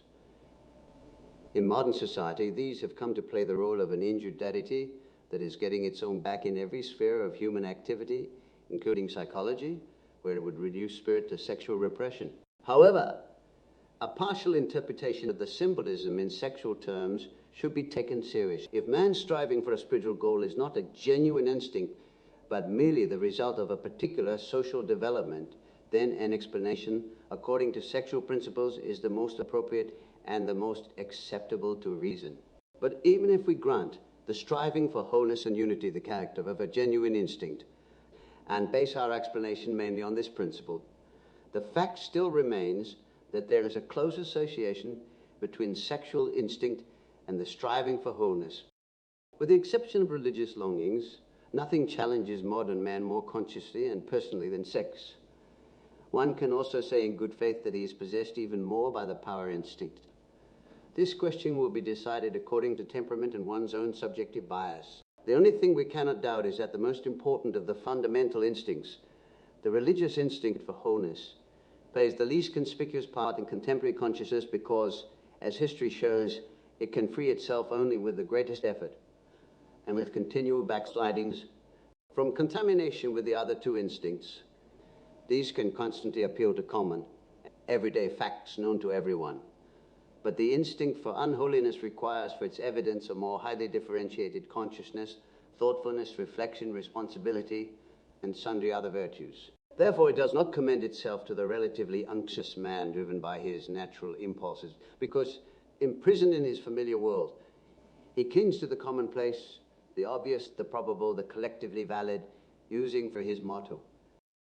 Thinking is difficult, therefore let the herd pronounce judgment. It is an enormous relief to him when something that looks complicated, unusual, puzzling, and problematical can be reduced to something ordinary and banal, especially when the solution strikes him as surprisingly simple and somewhat droll.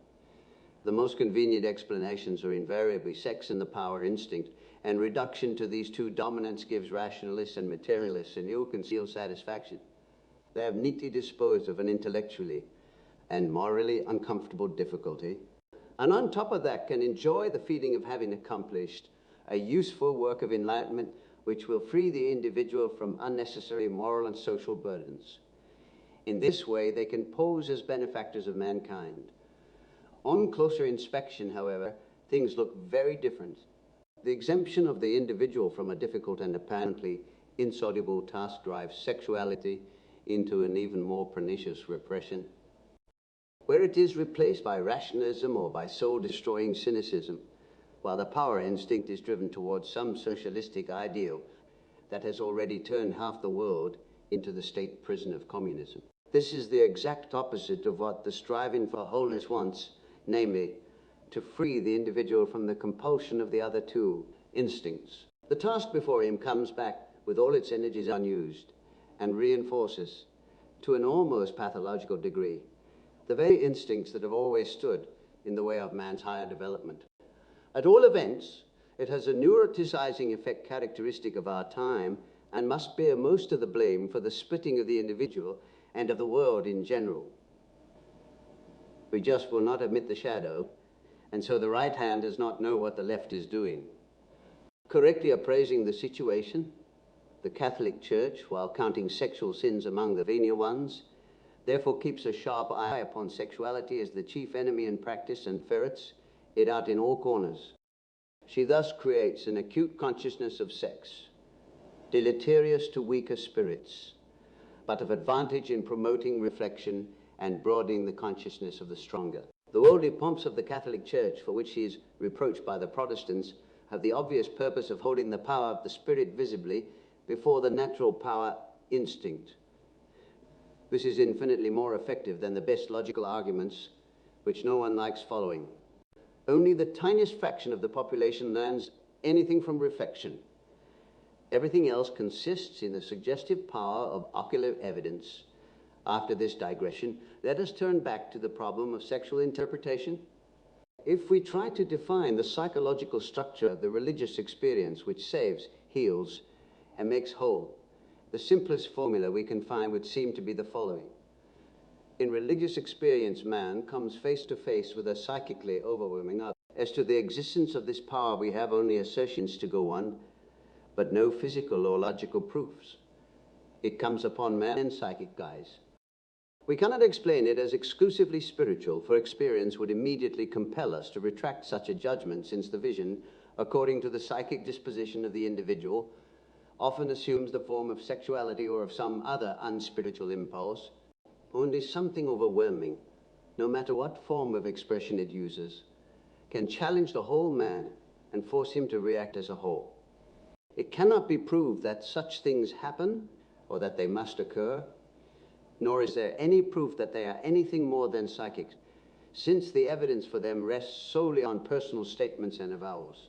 This, in view of the crass undervaluation of the psyche in our predominantly materialistic and statistical age, sounds like a condemnation of religious experience. Consequently, the average intelligence takes refuge either in unbelief or incredulity, for to it the psyche is no more than a miserable wisp of vapor.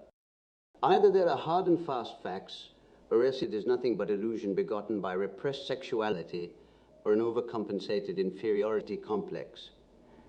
As against this, I have urged that the psyche be recognized as having its own peculiar reality. Despite the advances in organic chemistry, we are still very far from being able to explain consciousness as a biochemical process. On the contrary, we have to admit that chemical laws do not even explain the selective process of food assimilation, let alone the self-regulation and self-preservation of the organism. Whatever the reality of the psyche may be, it seems to coincide with the reality of life, and at the same time to have a connection with the formal laws governing the inorganic world. For the psyche has yet another property which most of us would rather not admit, namely, that peculiar factor which relativizes space and time, and is now the object of intensive parapsychological research. Since the discovery of the empirical unconscious, the psyche and what goes on in it have become a natural fact and are no longer an arbitrary opinion, which they undoubtedly would be if they owed their existence to the caprices of a rootless consciousness. But consciousness, for all its kaleidoscopic mobility, rests, as we know, on the comparatively static, or at least highly conservative foundation of the instincts and their specific forms, the archetypes. This world in the background proves to be the opponent of consciousness, which, because of its mobility learning capacity, is often in danger of losing its roots. That is why, since earliest times, men have felt compelled to perform rites for the purpose of securing the cooperation of the unconscious. In a primitive world, no one reckons without his host. He is constantly mindful of the gods, the spirits of fate, and the magical qualities of time and place, rightly recognizing that man's solitary will is only a fragment of a total situation. Primitive man's actions have a total character which civilized man would like to be rid of, as though it were an unnecessary burden. Things seem to go all right without it. The great advantage of this attitude lies in the development of a discriminating consciousness, but it has the almost equally great disadvantage of breaking down man's original wholeness into separate functions which conflict with one another. This loss has made itself increasingly felt in modern times. I need only remind you of Nietzsche's Dionysian experience of a breakthrough, and of that trend in German philosophy whose most obvious symptom is the book by Ludwig Klages, Der Geist als weite Seite der Seele. Through this fragmentation process, one or other of the functions of consciousness becomes highly differentiated and can then escape the control of the other functions to such an extent that it attains a kind of autonomy, constructing a world of its own into which these other functions are admitted only so far as they can be subjugated to the dominant function. In this way, consciousness loses its balance. If the intellect predominates, then the value judgments of feeling are weakened, and vice versa. Again, if sensation is predominant, intuition is barred, this being the function that pays the least attention to tangible facts. And conversely, a man with an excess of intuition lives in a world of unproven possibilities. A useful result of such developments is specialism, but that also promotes a disagreeable one-sidedness. It is just this capacity for one-sidedness which bids us observe things from one angle only, and if possible to reduce them to a single principle. In psychology, this attitude inevitably leads to explanations in terms of one particular bias. For instance, In a case of marked extroversion, the whole of the psyche is traced back to environmental influences, while in introversion it is traced back to the hereditary psychophysical disposition and the intellectual and emotional factors that go with it. Both explanations tend to turn the psychic apparatus into a machine. Anyone who tries to be unequally fair to both points of view is accused of obscurantism. Yet both of them should be applied, even if a series of paradoxical statements is the result.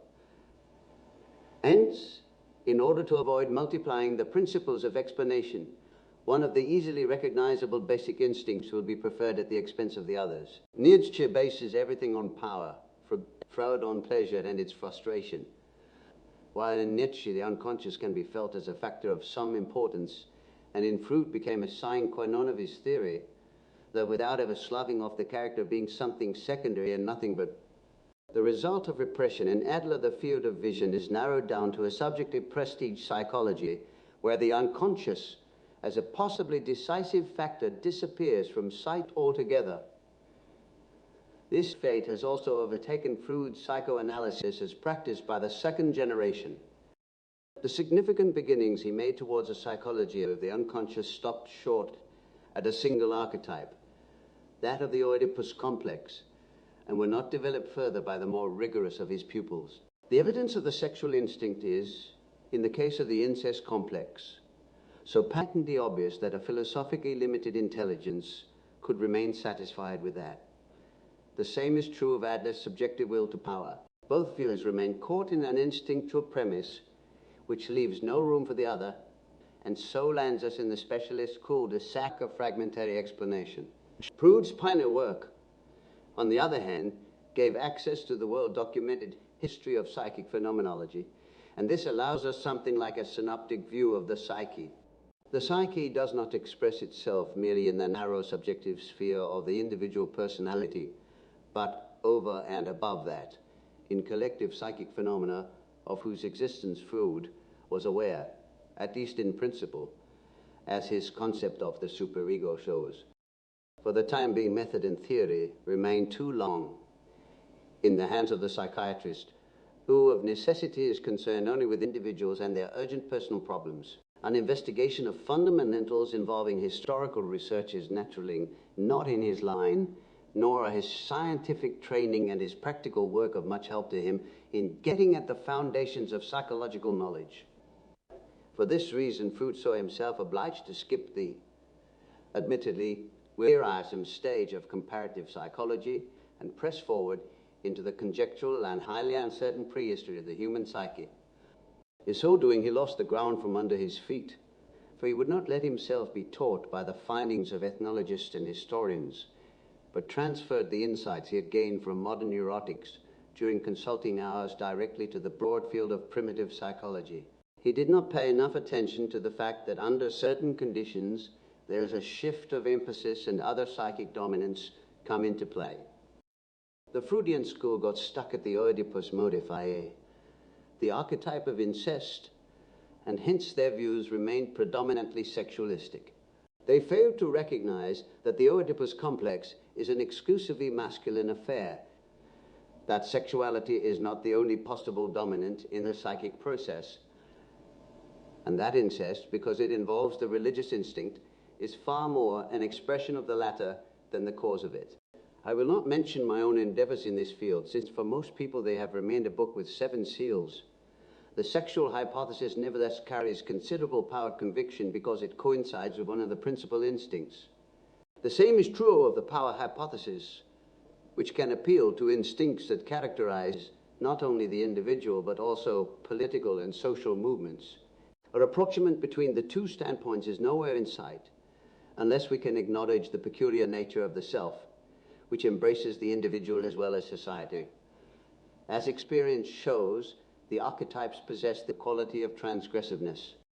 They can sometimes manifest themselves in such a way that they seem to belong as much to society as to the individual. They are therefore numinous and contagious in their effects. It is the emotional person who emotionalizes others. In certain cases, this transgressiveness also produces meaningful coincidences, i.e., a causal synchronistic phenomena, such as the results of Ryan's SP experiments. The instincts are part of the living totality.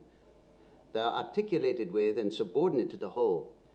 Their release as separate entities leads to chaos and nihilism because it breaks down the unity and totality of the individual and destroys him. It should be the task of psychotherapy, properly understood, to preserve or restore this unity. It cannot be the aim of education to turn out rationalists, materialists, specialists, technicians, and others of the kind, who, unconscious of their origins, are precipitated abruptly into the present and contribute to the disorientation and fragmentation of society. By the same token, no psychotherapy can lead to satisfactory results if it confines itself to single aspects only. The temptation to do this is so great, and the danger of loss of instinct so threatening in the breathless tempo of modern civilization, that every expression of instinct must be watched very carefully, since it is part of the total picture and is essential for man's psychic balance. For these reasons, the sexual aspect of the UFOs merits our attention, as it shows that a very powerful instinct like sexuality has its share in the structure of the phenomenon. It is probably no accident that in one of the dreams we have been discussing a feminine symbol appears, and in the other a masculine, in accordance with the reports of lens-shaped and cigar-shaped UFOs, for where one appears, we may also expect its partner. The vision is a symbol consisting not only of archetypal forms of thought, but of instinctual elements as well, so that it can justly lay claim to be a reality. It is not only historical, but topical and dynamic. Hence it does not appeal only to man's conscious technological fantasies or to his philosophical speculations, but strikes deep down into his animal nature. This is what we would expect a genuine symbol to do. It must affect and express the whole man, however unsatisfactory a sexual interpretation may be in this case. The contribution it makes should not be overlooked and must be given due consideration. In the same way, the power instinct expresses itself in both dreams. The dreamer appears in a unique situation. She's singled out, indeed chosen like one whose countenance is burned by the divine fire. Both interpretations, so far as they claim to be exclusive, do away with the symbolic meaning of the dreams and eliminate the individual in favor of the instinctual manifestations. The feebleness of the individual in the face of the overwhelming power of instinct is once more established. For anyone who was not yet aware of this fact, such an interpretation would of course be novel and impressive. But our dreamer does not belong to the host of ingenues, and in her case it would be pointless to reduce the dream in this way. She is, on the contrary, one of those moderns who realize what the elimination of the individual means. He is the owner of nothingness, and lostness is compensated by the dreams. She is the only one to withstand the panic and to recognize its cause. It is at her that the unearthly thing points, and on her it leaves the visible traces of its power. She is set apart as one of the elect. Such a gesture on the part of the unconscious naturally has a useful meaning only when feelings of inferiority and the senselessness of a merely functional existence threaten to stifle the personality. This case may serve as a paradigm for the widespread anxiety and insecurity of thoughtful people today, while at the same time revealing the compensating power of the unconscious. Dream 3. This dream is an excerpt from a longer dream which a 42-year-old woman patient recorded about 6 years ago. At the time, she had heard nothing of flying saucers and the like. She dreamt she was standing in a garden when suddenly the humming of an engine became audible overhead. She sat down on the garden wall in order to see what was going on.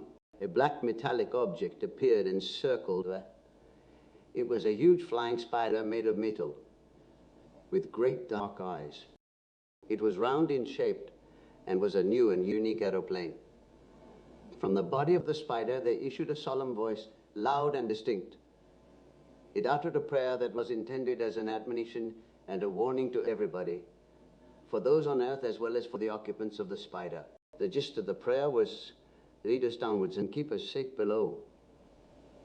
Carry us up to the height. Adjoining the garden was a large administrative building where international decisions were being taken.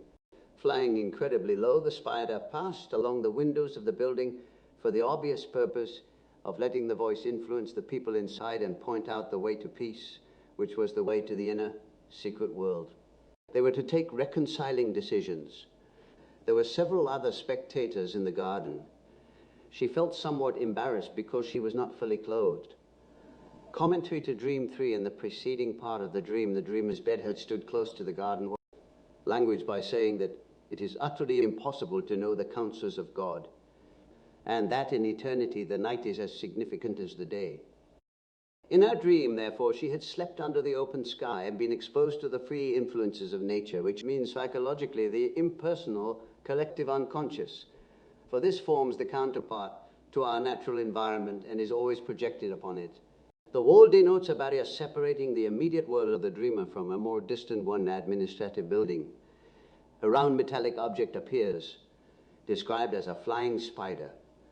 This description fits the UFOs. As regards the designation spider, we are reminded of the hypothesis that UFOs are a species of insect coming from another planet and possessing a shell or carapace that shines like metal.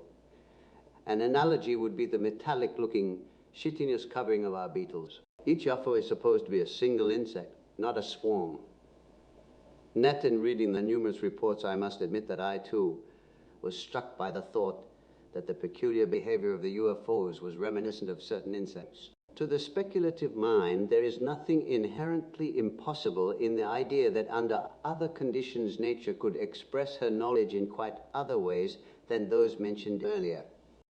For instance, instead of light-producing insects, she might evolve creatures capable of anti-gravity. In any case, our technological imagination often lags a long way behind nature's. Everything now experienced is subject to the law of gravity with one great exception. The psyche, which, as we experience it, is weightlessness itself. The psychic object and gravity are, to the best of our knowledge, incommensurable.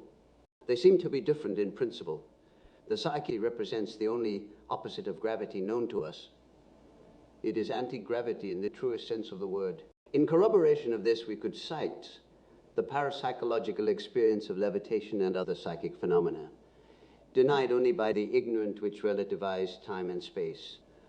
Obviously, the flying spider is based on an unconscious fantasy of this kind. In the UFO literature, too, reference is made to flying spiders in an attempt to explain the alleged rain of threads in Oron and Gailat.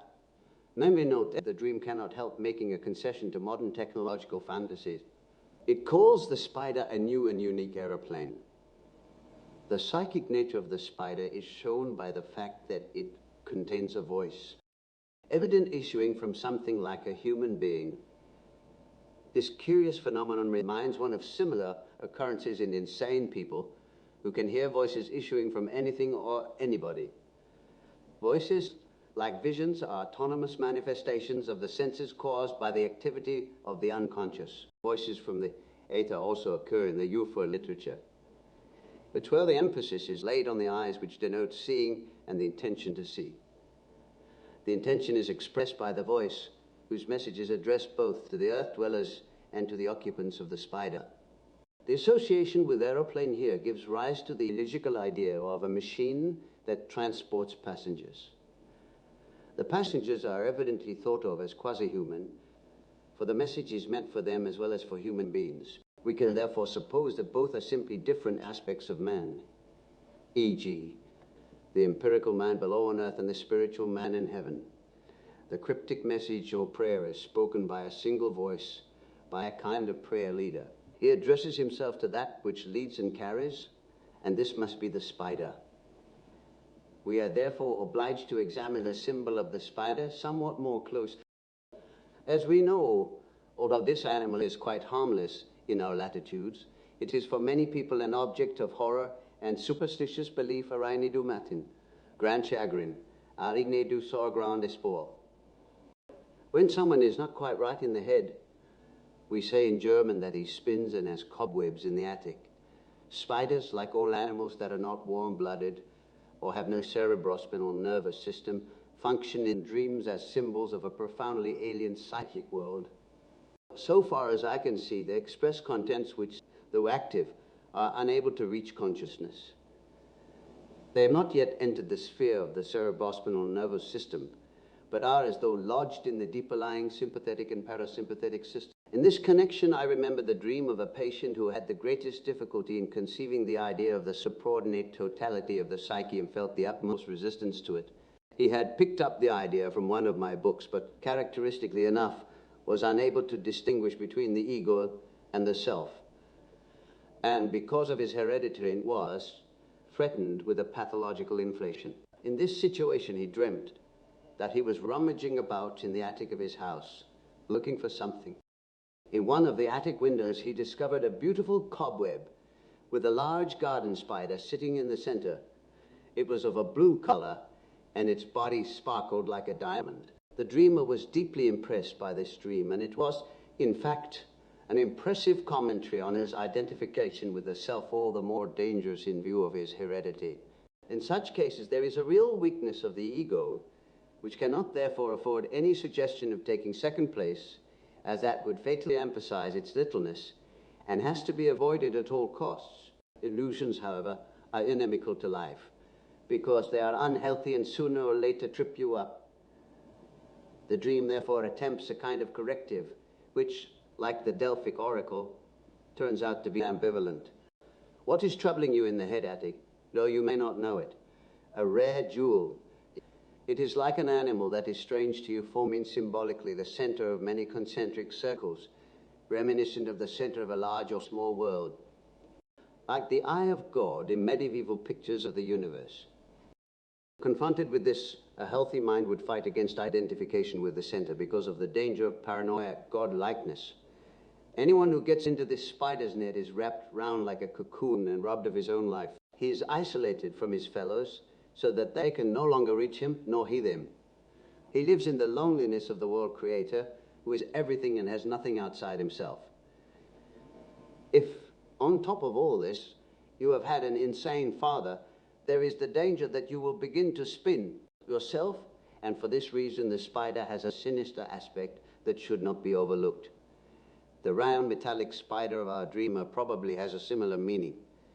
It has obviously devoured a number of human beings already, or their souls, and might well be a danger to earth dwellers. That is why the prayer, which recognizes the spider as a divine being, requests it to lead the souls downwards and keep them safe below, because they are not yet departed spirits, but living earthly creatures. As such, they are meant to fulfill their earthly existence with conviction and not allow themselves any spiritual inflation. Otherwise, they will end up in the belly of the spider. In other words, they should not set the ego in the highest place and make it the ultimate authority, but should ever be mindful of the fact that it is not sole master in its own house and is surrounded on all sides by the factor we call the unconscious. What this is in itself, we do not know. We know only its paradoxical manifestations. It is our business to understand nature, and it is no good getting impatient with her because she is so complicated and awkward. Not so very long ago, there were medical authorities who did not believe in bacteria and consequently allowed 20,000 young women to die of easily avoidable puerperal fever in Germany alone. The psychic catastrophes caused by the mental inertia of experts do not appear in any statistics, and from this it is concluded that they are non-existent. The exhortation to remain below on earth is immediately followed by the paradoxical request: carry us up to the heights, then to the depths. I could as well say hike. It's all the same were it not that the dreamer has clearly separated the two processes by a hiatus. This shows that it is a sequence and not a coincidentia oppositorum. Evidently, a moral process is envisaged, a catabasis and anababasis. The 7 steps downwards and the 7 steps upwards, the immersion in the crater followed by the ascent to the heavenly generation. In the transformation mysteries, the Mass too begins with the confitor, quia peccavi nemes. Apparently one has to be led downwards, because it is not easy for people to descend from their heights and remain below. In the first place, a loss of social prestige is feared, and in the second, a loss of moral self-esteem when they have to admit their own darkness. Hence they avoid self-criticism to an amazing degree preached to others and know nothing of themselves. They are happy to possess no self-knowledge, because then nothing disturbs the rosy glow of illusions. Below means the bedrock of reality, which despite all self-deceptions is there right enough. To get down to this, and remain there seems to be a matter of pressing importance if it is assumed that people today are living above their proper level. An inference of such general scope is permitted by the dream, which shows the problem in terms of a human group and therefore characterizes it as a collective problem. Actually, the dream has the whole of humanity in view, for the spider flies as near as possible to the windows of a building where international decisions are being taken. It tries to influence the meeting and point the way that leads to the inner world, the way to self-knowledge. The dream expects that this will make peace possible. Accordingly, the spider plays the role of a savior who warns and brings a healing message. At the end, the dreamer discovers that she is insufficiently clothed. This very common dream motif usually indicates lack of adaptation or relative unconsciousness of the situation in which one finds oneself. This reminder of one's own fallibility and negligence is particularly appropriate at a time when other people are being enlightened, for in such cases there is always a lurking danger of inflation. The admonition to remain below has in our day given rise to theological apprehensions in various quarters. It is feared that this kind of psychology will result in a loosening of moral standards. Psychology, however, gives us a clearer knowledge not only of evil but also of good, and the danger of succumbing to the former is considerably less than when you remain unconscious of it. Nor is psychology always needed if you want to know evil. No one who goes through the world with open eyes can ignore it. Moreover, he is not so likely to fall into a pit as the blind man. Just as the investigation of the unconscious is suspected by theologians of Gnosticism, so an inquiry into the ethical problems it raises is accused of antinomian and libertinism. No one in his right senses would suppose that, after a thorough confession of sin accompanied by repentance, he will never sin again. It is 1,000 to 1 that he will sin again the very next minute. Deeper psychological insight shows, in fact, that one cannot live at all without sinning in thought, word, and deed. Only an exceedingly naive and unconscious person could imagine that he is in a position to avoid sin. Psychology can no longer afford childish illusions of this kind. It must eschew the truth and declare that unconsciousness is not only no excuse, but is actually one of the most heinous sins. Human law may exempt it from punishment, but nature avenges herself the more mercilessly, for it is nothing to her whether man is conscious of his sin or not. We even learn from the parable of the unjust steward that the Lord praised his servant who kept a false account because he had done wisely. Not to speak of the expurgated passage at Luke 6, where Christ says to the defiler of the Sabbath, "Man, if indeed thou knowest what thou dost, thou art blessed, but if thou knowest not, thou art accursed and a transgressor of the law." Increased knowledge of the unconscious brings a deeper experience of life and greater consciousness, and therefore confronts us with apparently new situations that require ethical decision. These situations have, of course, always existed, but they were not clearly grasped, either intellectually or morally, and were often left in a not unintentional half-light. In this way, one provides oneself with an alibi and can get out of an ethical decision. But with deeper self-knowledge, one is often confronted with the most difficult problems of all, namely conflicts of duty, which simply cannot be decided by any moral precepts, neither those of the Decalogue nor of other authorities. This is where ethical decisions really begin, for the mere observance of a codified "thou shalt not" is not in any sense an ethical decision, but merely an act of obedience, and, in certain circumstances, a convenient loophole that has nothing to do with ethics. In my long life, I've never encountered a situation that made a denial of ethical principles easier for me, or raised the slightest doubt in this regard. On the contrary, the ethical problem was sharpened with increasing experience and insight, and the moral responsibility became more acute. It has become clear to me that, in contrast to the general view, unconsciousness is no excuse, but is far rather a transgression in the literal sense of the word. Although there are, as mentioned above, allusions to this problem in the Gospels, the Church has, for understandable reasons, not taken it up, but left the Gnostics to tackle it more seriously. As a result, Christians rely on the doctrine of the privatio boni and always think they know what is good and what is evil, thus substituting the moral code for the truly ethical decision, which is a free one. Morality consequently degenerates into legalistic behavior, and the Felix culpa remains stuck in the Garden of Eden. We are surprised at the decay of ethics in our century. We can contrast the standstill in this field with the progress of science and technology. But nobody is worried by the fact that a real ethos has disappeared behind a mass of moral precepts. An ethos, however, is a difficult thing that cannot be formulated and codified. It is one of those creative irrationalities upon which any true progress is based. It demands the whole man and not just a differentiated function. The differentiated function undoubtedly depends on man, on his diligence, patience, perseverance, his striving for power, and his native gifts. With the aid of these things, he gets on in the world and develops. From this, he has learnt that development and progress depend on man's own endeavors, his will and ability. But that is only one side of the picture. The other side shows man as he is and as he finds himself to be. Here, he can alter nothing because he is dependent on factors outside his control. Here, he is not the doer, but a product that does not know how to change itself. He does not know how he came to be the unique individual he is, and he has only the scantiest knowledge of himself. Until recently, he even thought that his psyche consisted of what he knew of himself and was a product of the cerebral cortex. The discovery of unconscious psychic processes more than 50 years ago is still far from being common knowledge, and its implications are still not recognized. Modern man still does not realize that he is entirely dependent on the cooperation of the unconscious, which can actually cut short the very next sentence he proposes to speak. He is unaware that he is continuously sustained by something, while all the time he regards himself exclusively as the doer. He depends on and is sustained by an entity he does not know, but of which he has intimations that occurred to, or, as we can more fitly say, revealed themselves to long forgotten forebears in the grey dawn of history. Whence did they come?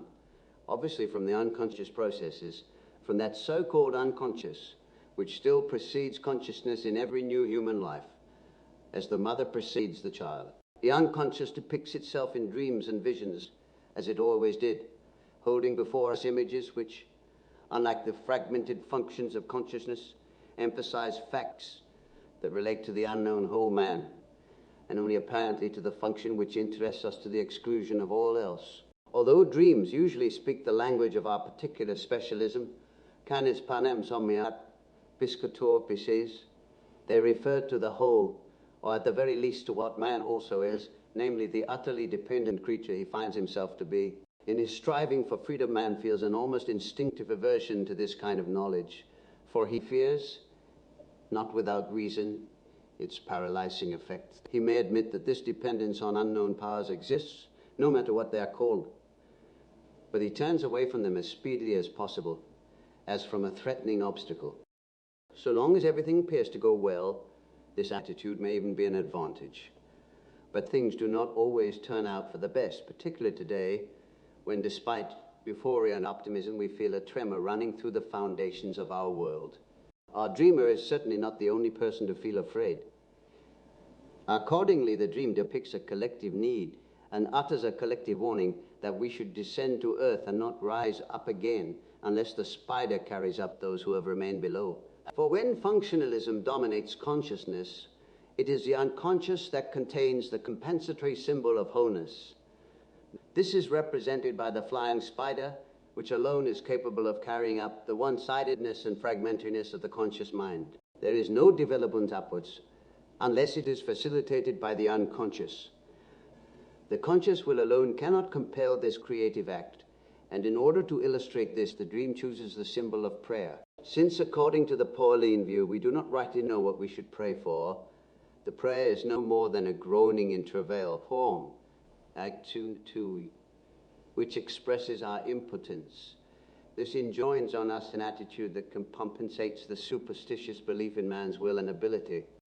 At the same time, the spider image denotes a regression of religious ideas to the theriomorphic symbol of supreme power, a reversion to the long-forgotten stage where a monkey or a hare personifies the Redeemer. Today, the Christian Lamb of God or the dove of the Holy Ghost has, at most, the value of a metaphor. As against this, it must be emphasized that in dream symbolism, animals referred to instinctual processes which play a vital part in animal biology. It is these processes which determine and shape the life of an animal. For his everyday life, man seems to need no instincts, especially when he is convinced of the sovereign power of his will. He ignores the meaning of instinct and devalues it to the point of atrophy, not seeing how much he endangers his very existence through loss of instinct. When therefore dreams emphasize instinct, they are trying to fill a perilous gap in our adaptation to life. Deviations from instinct show themselves in the form of affects, which in dreams are likewise expressed by animals. Hence, uncontrolled affects are rightly regarded as bestial or primitive and should be avoided. But we cannot do this without repressing them, that is, without a splitting of consciousness. In reality, we can never escape their power. Somewhere or other they would continue to operate even though they cannot be found in consciousness. At worst, they manifest themselves in a neurosis or in an unconscious arrangement of inexplicable mishaps. The saint, who seems exempt from these weaknesses, pays for his immunity with suffering and abnegation of the earthly man, without which, of course, he would not be a saint. The lives of holy men show that the two sides cancel out. None can escape the chain of suffering that leads to sickness, old age, and death. We can and should, for the sake of our humanity, control our affects and keep them in check, but we should know that we have to pay dearly for it. The choice of currency in which we wish to pay the tribute is sometimes even left to us. Remaining down below and subordinating ourselves to a theriomorphic symbol, which seems very like an insult to our human dignity, means no more than that we should remain conscious of these simple truths and never forget that, in point of anatomy and psychology, the earthly man, for all his high flights, is first cousin to the anthropoids. Should it be granted to him, however, to develop into something higher without crippling his nature, he is reminded that this transformation is not his to command, for he is dependent on factors he cannot influence. He must content himself with a prayerful yearning and groaning in the hope that something may carry him upward, since he is not likely to make a success of the Munchausen experiment. Through this attitude, he constellates helpful and at the same time dangerous powers in the unconscious. Helpful if he understands them, dangerous if he misunderstands them. Whatever names he may give to these creative powers and potentialities within him, their actuality remains unchanged. No one can stop a religious-minded person from calling them gods or daemons or simply God, for we know from experience that they act just like. If certain people use the word matter in this connection, believing that they have said something, we must remind them that they have merely replaced an X by a Y and are no further forward than before. The only certain thing is our profound ignorance, which cannot even know whether we have come nearer to the solution of the great riddle or not.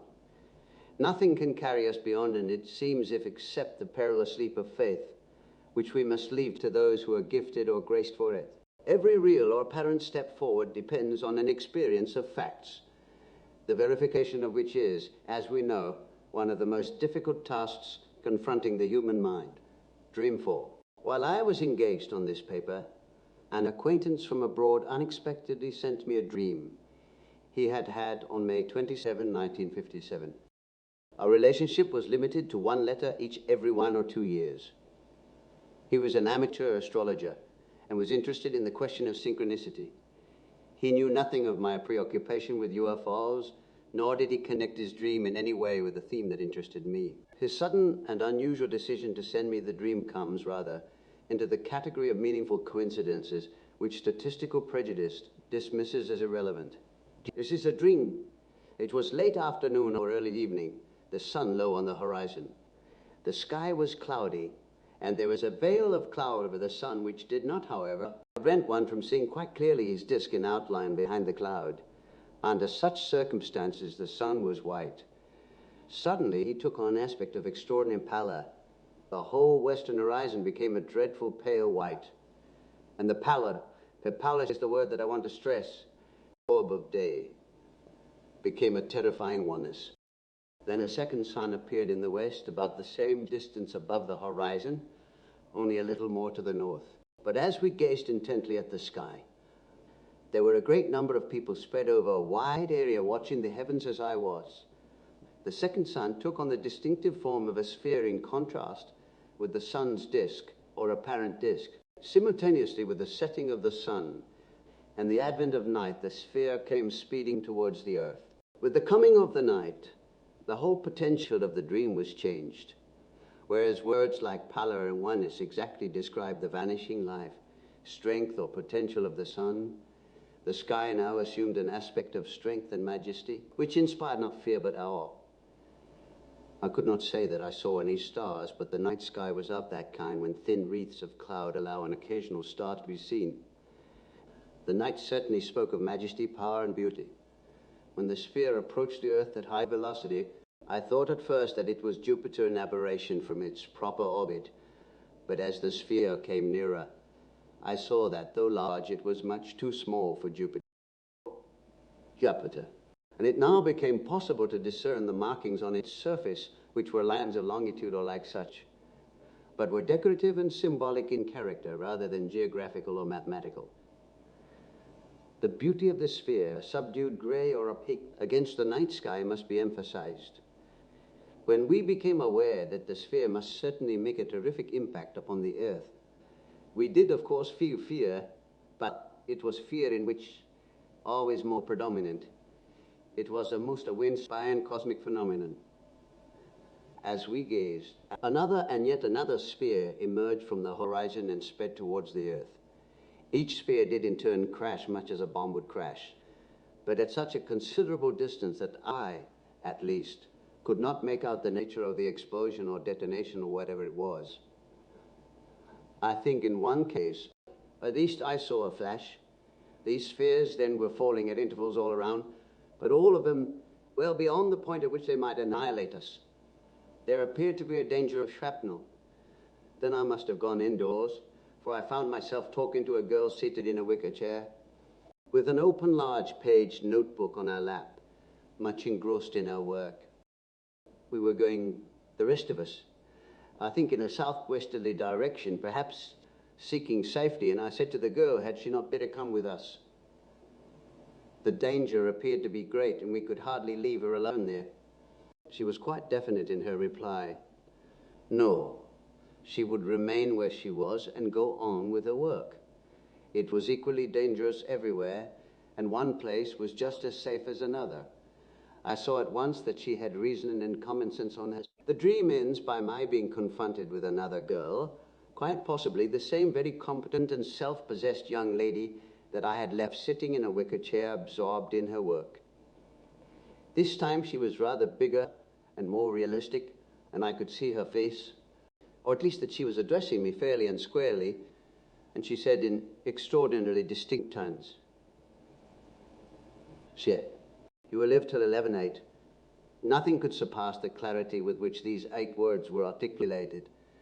Her authoritative way of enunciating them seemed to imply that I was to be censured for not supposing that I should live till 11/8. Dreamer's commentary. This elaborate description was followed by the dreamer's comments, which can give us a number of hints as regards interpretation. As we should expect, he sees a climax in the sudden change of mood at the beginning of the dream, when the deathly, frightening pallor and oneness of the sunset changes into the somber majesty of the night and fear to awe. This, he said, was connected with his present preoccupation with the political future of Europe. On the basis of his astrological speculations, he feared the coming of a world war in 1966. He had even felt impelled to write a letter to an eminent statesman expressing his fears. Afterwards, he made the uncommon discovery that his previously apprehensive and agitated mood suddenly changed into one of remarkable calm and even indifference, as though the whole affair no longer concerned him. All the same, he could not explain to himself why the initial terror should be superseded by such a solemn and, as it were, holy mood. He felt certain, however, that it was a collective and not a personal matter, and he asked himself, are we to suppose that by hanging on too earnestly to the daylight of civilization we lose all potential, and that as we advance into what looks a fearful night there is more prospect of strength? It is not very easy to fit the qualifying epithet majesty into such an interpretation. He himself related it to the fact that the things that come from outer space are utterly beyond our control.